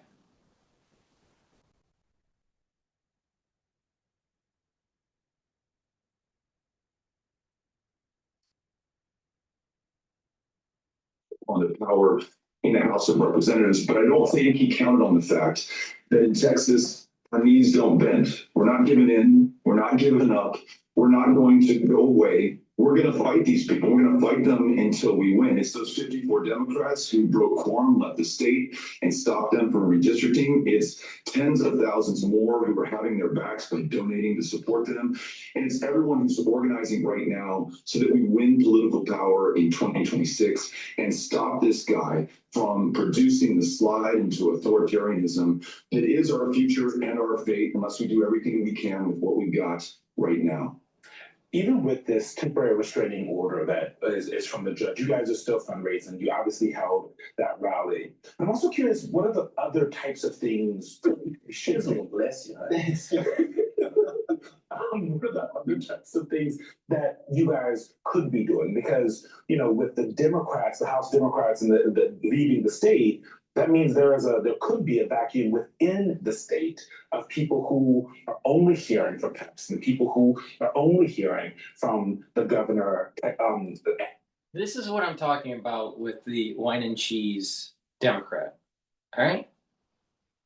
You have white dude that's saying he's for the people. He's a wine and cheese Democrat that's Ivy League educated. But he's telling you that the elite is against you. But yet, he's trying to frame the elite are just the Republican Party. All right? But the reality of the situation is that he's a wine and cheese elitist. And then look at this liberal guy, black. He's got this afro, right? Like it's something right out of the 1960s. I can't tell the difference between him and Hendrix, Jimi Hendrix, except that he's wearing a suit. Is this the kind of America that we want? Why can't the guy get a fucking haircut? Why can't he look presentable? Why does he have this kind of like weird ass chain that's attached to his collar? Why can't he just look appropriate? No, because these are the wine and cheese Democrats. They have this mindset because of their liberal education, their liberal arts education. Most of them don't have STEM ability. That's science, technology, engineering, or mathematics. All right. They don't have a STEM background. It's a humanities background. And they are trying to spin it by using wordsmithing, saying that there are elitists out there taking control of your life, and they are running the Republican Party. But it's quite the opposite. It's these humanity majors that literally don't understand the backbone of America is about making stuff, right? They don't understand the science. They don't understand the engineering. They don't understand the economic clustering. All they understand is taxation, bring in revenue, maintain power. That's all they get. That's all they know. And you got these guys, these wine and cheese Democrats. Would you want your daughter to be marrying these types of guys? Or would you rather have your daughter marry someone that is hardworking, that has good ethics, has those three pillars of God, country, and family? Or would you rather have them marry someone that is about abortion, burning the flag, and demonizing religion? Because that's what you got here. That's what you got here, right here. Brought to you by MSNBC. Right here. Let's continue. But O'Rourke wants to make you think that he's not an elitist. He has an Ivy League education, right? He's not an elitist, though. No.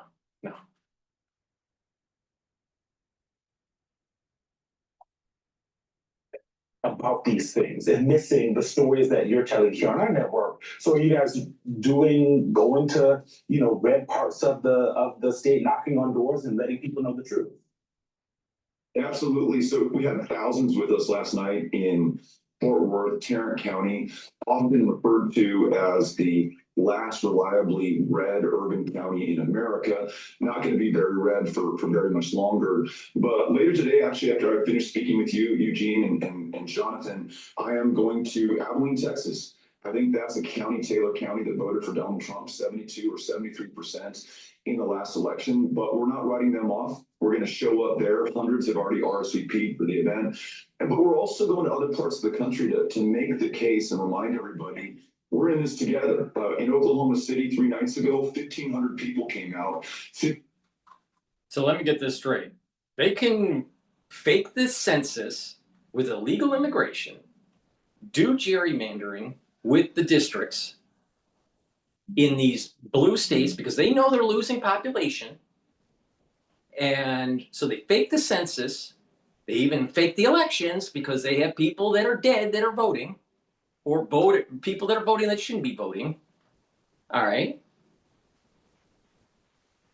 And now they want to say, well, wait a minute, you can't run a new census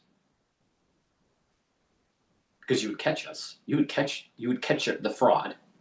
And oh, by the way, you can't try to undo the fraud that's been going on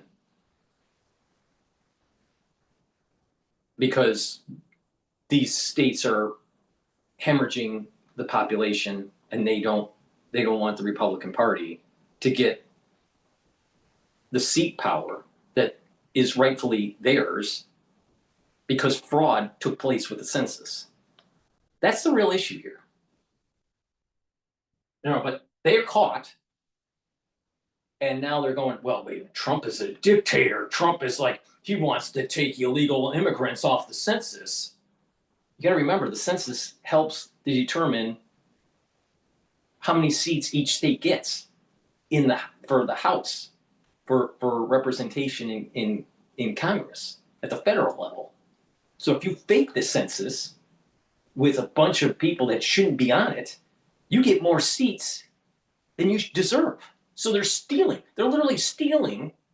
Talking about ethics, the Democratic Party is literally stealing seats they don't deserve, rightfully deserve, because of the faking of the census. That's the core issue here. Now, Trump's like going, well, we got to fix this. And the Democratic Party's going, well, you can't do that. We got to wait until the next census, which is going to be 2030. So they want to continue the fraud for the midterm election in 2026. They want to continue the fraud all the way through the general election of 2028. That's what the Democratic Party is pushing for. And these governors are saying, well, wait a minute here. The core issue is the fraud that took place in 2020. And tried to rectify it. No, they got to demonize the Republican Party because it was, it's the powerful. The Republican Party is the powerful, and they're going to just take away, from the people. The powerful are just going to take it away. Meanwhile, the Democratic Party actually used unlawful means to have certain seats allocated to certain states because the census is faked because of the illegal immigration. But we're going to take him for his word because he's a Texan, a Democrat that was educated at Columbia University. He's not an elitist. He wants you to think he's not an elitist. But some of the most elite people in this country are the wine and cheese, well-heeled, powerful establishment within the Democratic Party. And almost all of them went to Ivy League schools.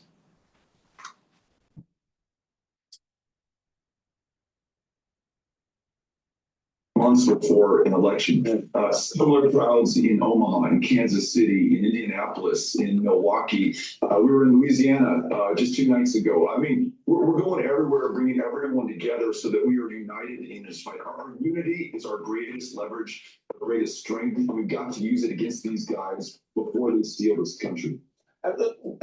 Congressman, before the Republican Party steals the country, yet the Democratic Party already stole it when they faked the census in 2020. Now, we're not even talking about faking the voting machines of 2020. We're not even talking about the fake voter rolls. We're just talking about the census. See, this guy's a fucking bullshitter. bullshitter. And there's so many people that fall into the bullshit crap that he's pushing. Lieutenant Governor of Texas said something that on Tuesday, so almost a week ago, but it is so I can't take it. I just can't take it. That I can't take it. Okay, all right. The MSNBC newscaster, well dressed, nice tie, nice shirt, nice pocket square, well dressed, right? Black, liberal. Okay, it's no big deal. At least it's presentable. Go to the other side of the spectrum and the other guy looks like Jimi Hendrix. What the fuck? What the fuck? That's the problem. That's the problem with the liberals out there. play it for you and get your reaction on the other side.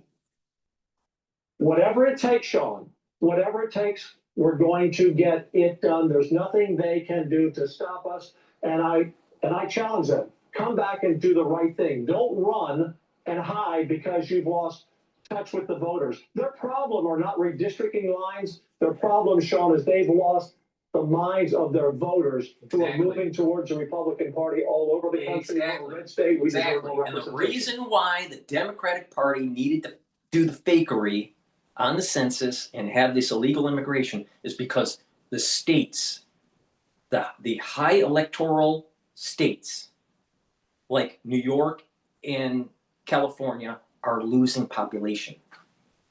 So as the population moves to other states where the jobs are, where there's less taxes, less regulation, those red states are going to get more power in the House on Capitol Hill. And California and New York are going to slowly deflate. And the Democratic Party, because those are super blue states, will do everything in their power to try to maintain those seats, including fraud.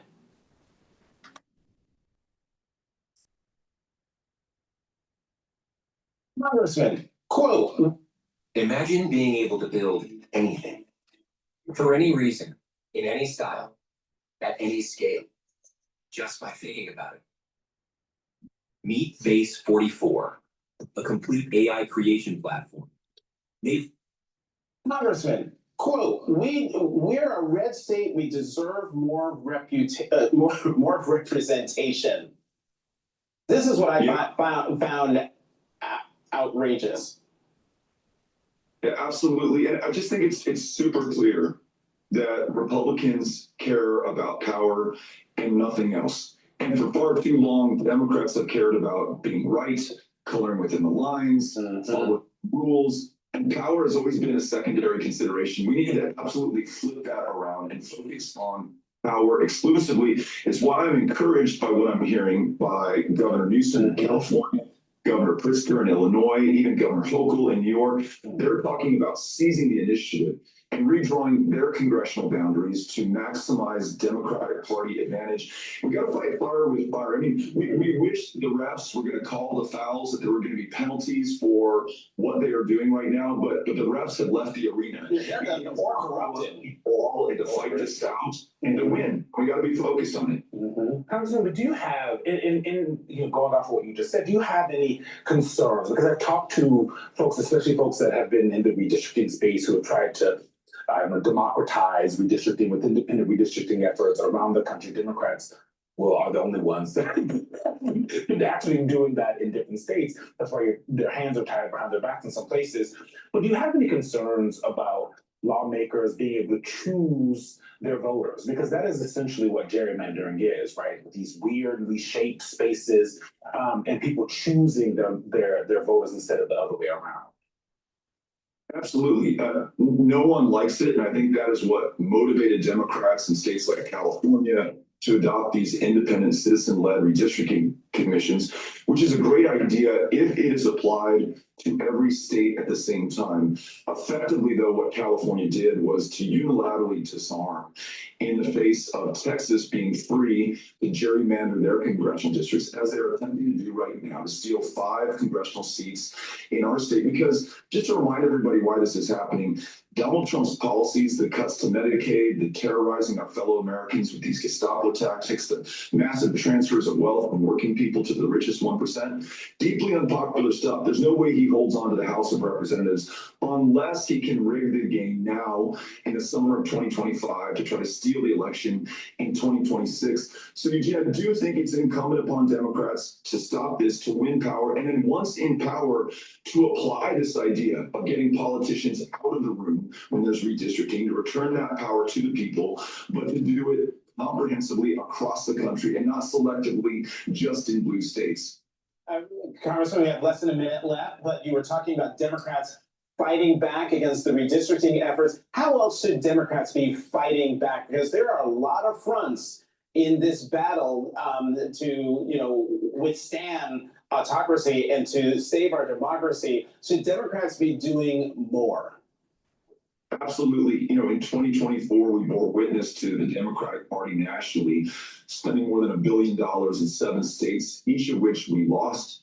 I'm going to the other 43 right now to remind us all that we need to fight these folks on every single front, to your point, Jonathan. So in Omaha, where we were just a few nights ago, that's the seat Don Bacon is retiring from. We can win that seat. In Oklahoma City, where we were the night after that, we can win that seat. We could pick up seats even in Louisiana, in Missouri, in Kansas. We've got to be a 50-state party, or we will not be a national threat. And so we've got to show up everywhere for everyone, write nobody off, and take no one for granted. And we've got to organize now in 2025 to win power in 2026.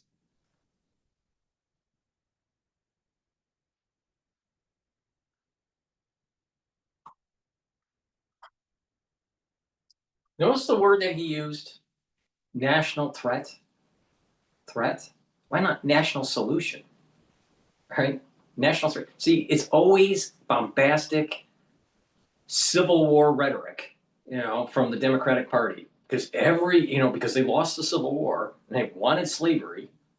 You ever wonder, how did the Democratic Party become the party of the minority or for the minority when actually the establishment of the Democratic Party was against the minority? It was for slavery. You ever wonder that?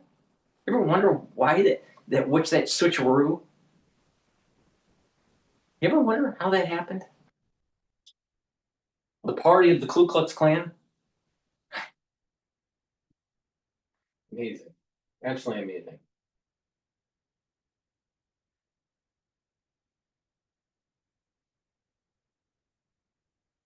All right, let's see if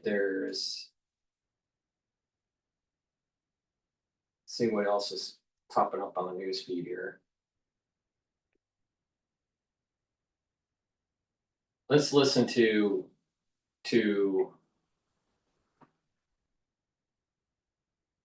Cottrell.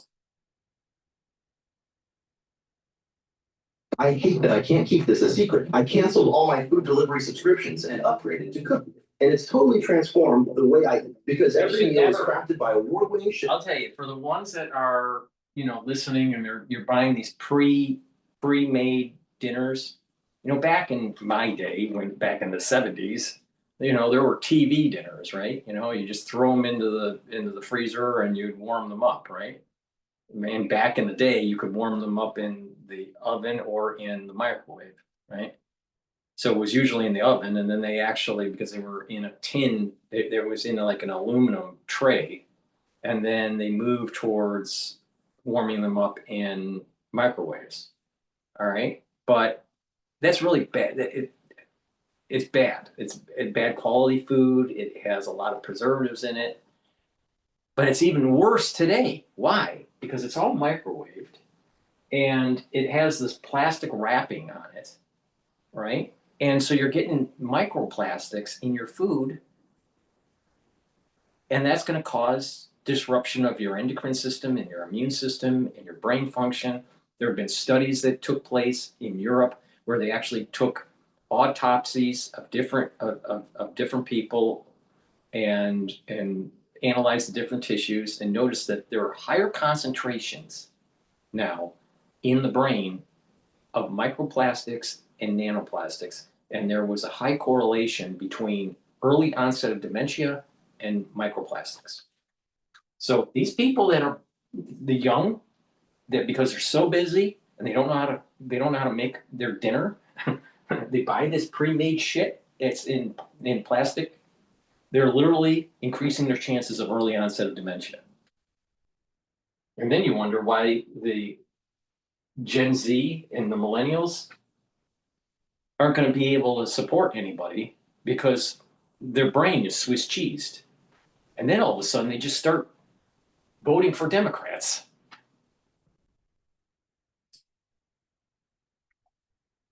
I want to talk more about this and a million other things. Joining us now, our great friend and mentor, Newt Gingrich, former Speaker of the House, Fox News contributor, and author of Trump's Triumph, America's Greatest Comeback. Welcome back, Newt. Can I just get a word in? You know, this story on the front page of the Wall Street Journal, very important. It drove up stocks. Very underestimated, you know, 100% expensing, full depreciation, even on building a new factory, is going to give these companies huge new cash flows. They can raise workforce wages. They can train people better. They can give shareholders more returns. Well, I mean, this is almost an underrated point, but I think it's a very important point. What do you think? Well, look, I think that if you take the combination of the one big beautiful bill with enormous breakthroughs in both taxes and regulations, you combine that with the relative effect for manufacturing of the tariffs, and you combine that with Trump's going around the planet, picking up sales for American goods and picking up investments for America. I think by next summer, we're going to be in the Trump boom. It's going to be very real, and it's going to create a choice for the voters next year between a Trump boom on the one hand and the Democrats' gloom on the other hand. The image you just showed of Schumer could hardly be better. I mean, these guys are proud of having stopped the American people from having the folks they want run the federal government. I think as the country understands what a deliberate strategy this is, they're going to be very unhappy that the Democrats are deliberately trying to keep the Biden people in charge despite the election. But let's continue that discussion, because I think Mr. Schumer is missing a few key political points as we go along. Now, here's a CNN analyst, all right? This is this chap, Harry Enton, talking about Donald Trump as the most influential president in the new century. Take a listen to this, Newt. I can't think of a more...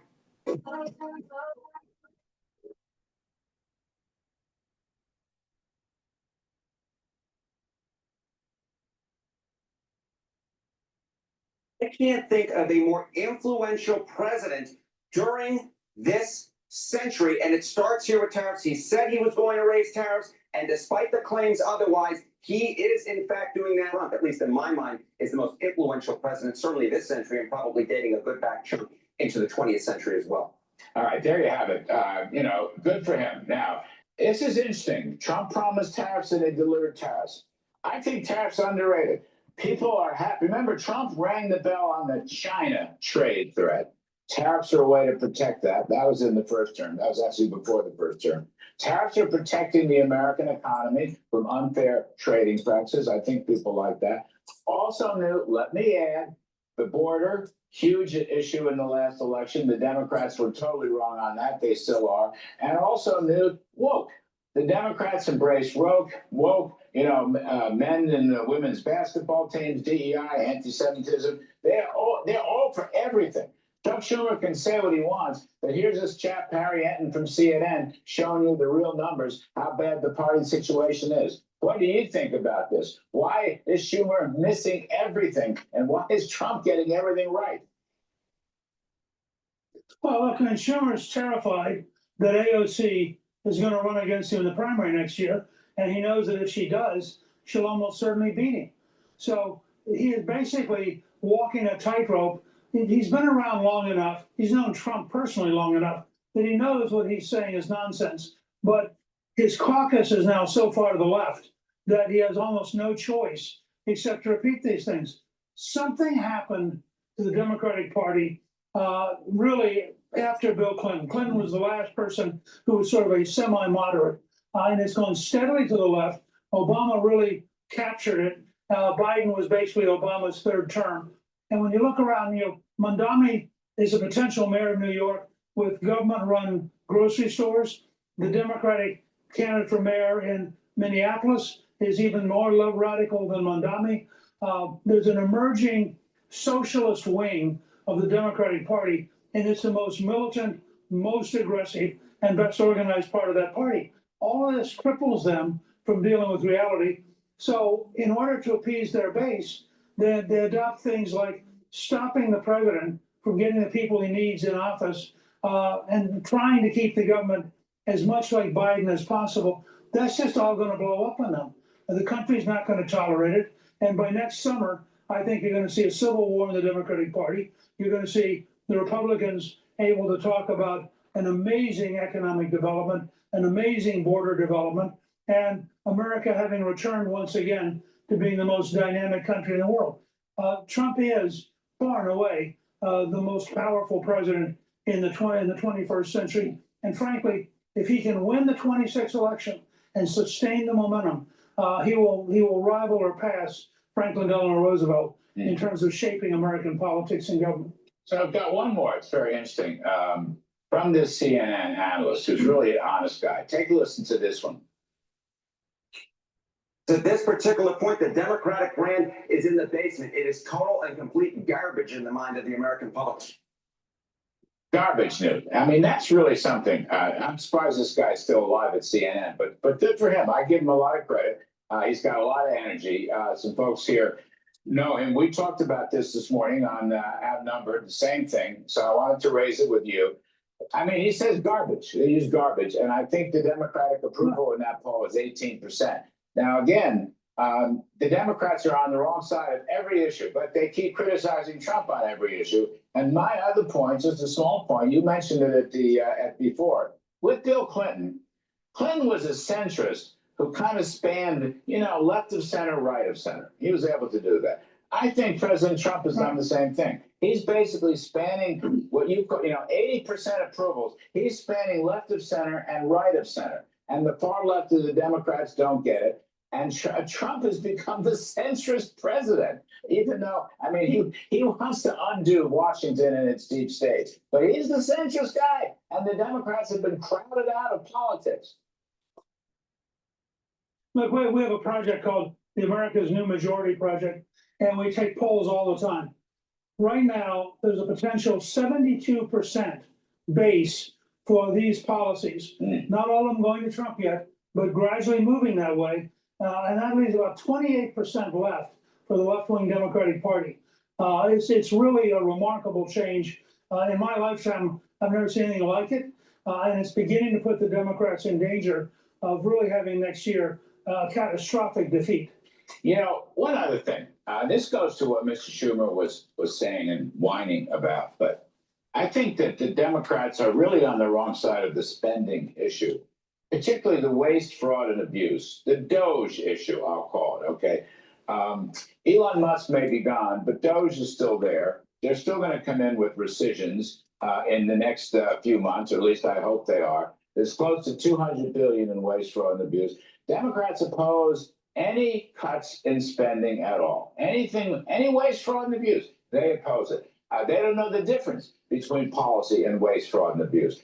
I think the public can be persuaded to come along with continued Doge spending cuts, which will really give Mr. Trump another upper hand on a key issue. Now, what do you think about that? There's always risk. Nobody likes to cut spending in Washington, but maybe that's changed, Newt. Look, the American people know that we need to move back towards a balanced budget as we had when I was Speaker. The American people know that if you're paying over $1 trillion a year in interest payments, more than your national defense budget, something's profoundly wrong. And they know that this is a spending problem, not a revenue problem. You have a big, bloated, bureaucratic system filled with waste, filled with fraud, and filled with incompetence. And the average American, by the way, in a Gallup poll, the average American thinks 50% of all federal spending is waste. Now, you and I know that's high, but nonetheless, it gives you a feeling for the country.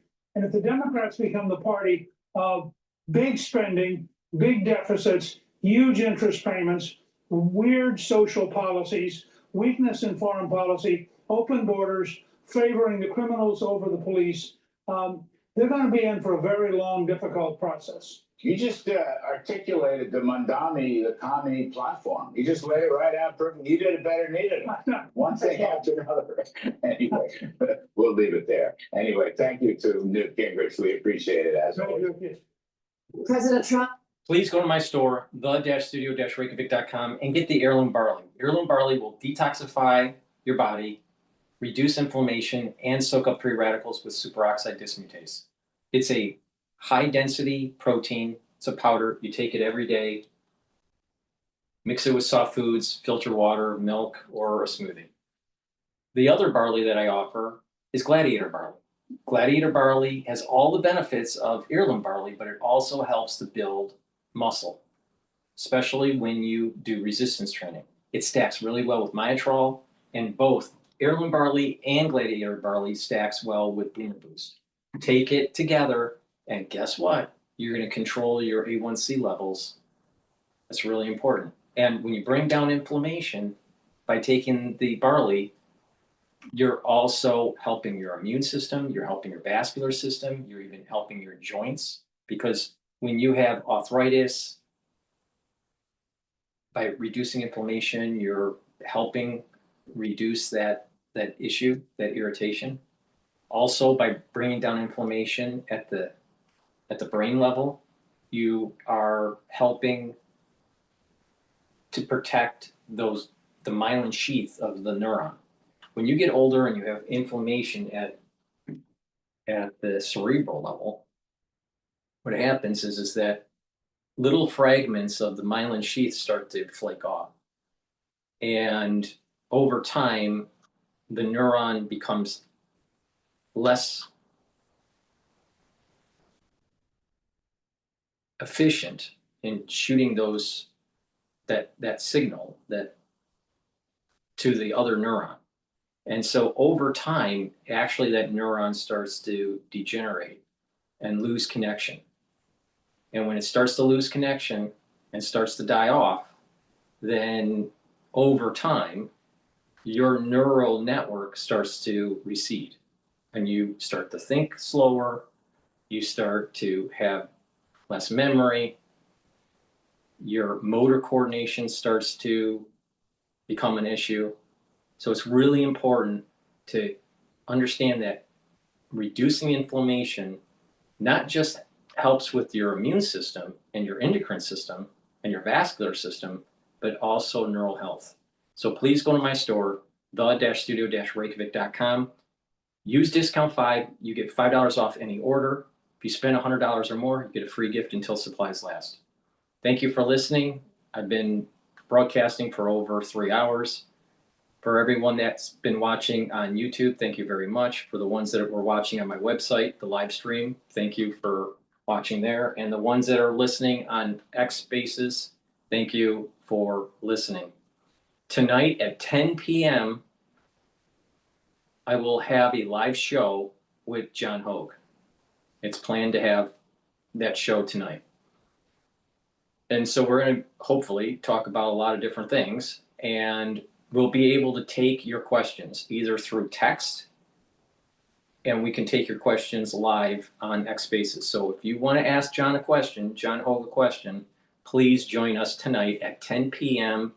New York time. That's Eastern time. So thank you for listening, and have a nice day.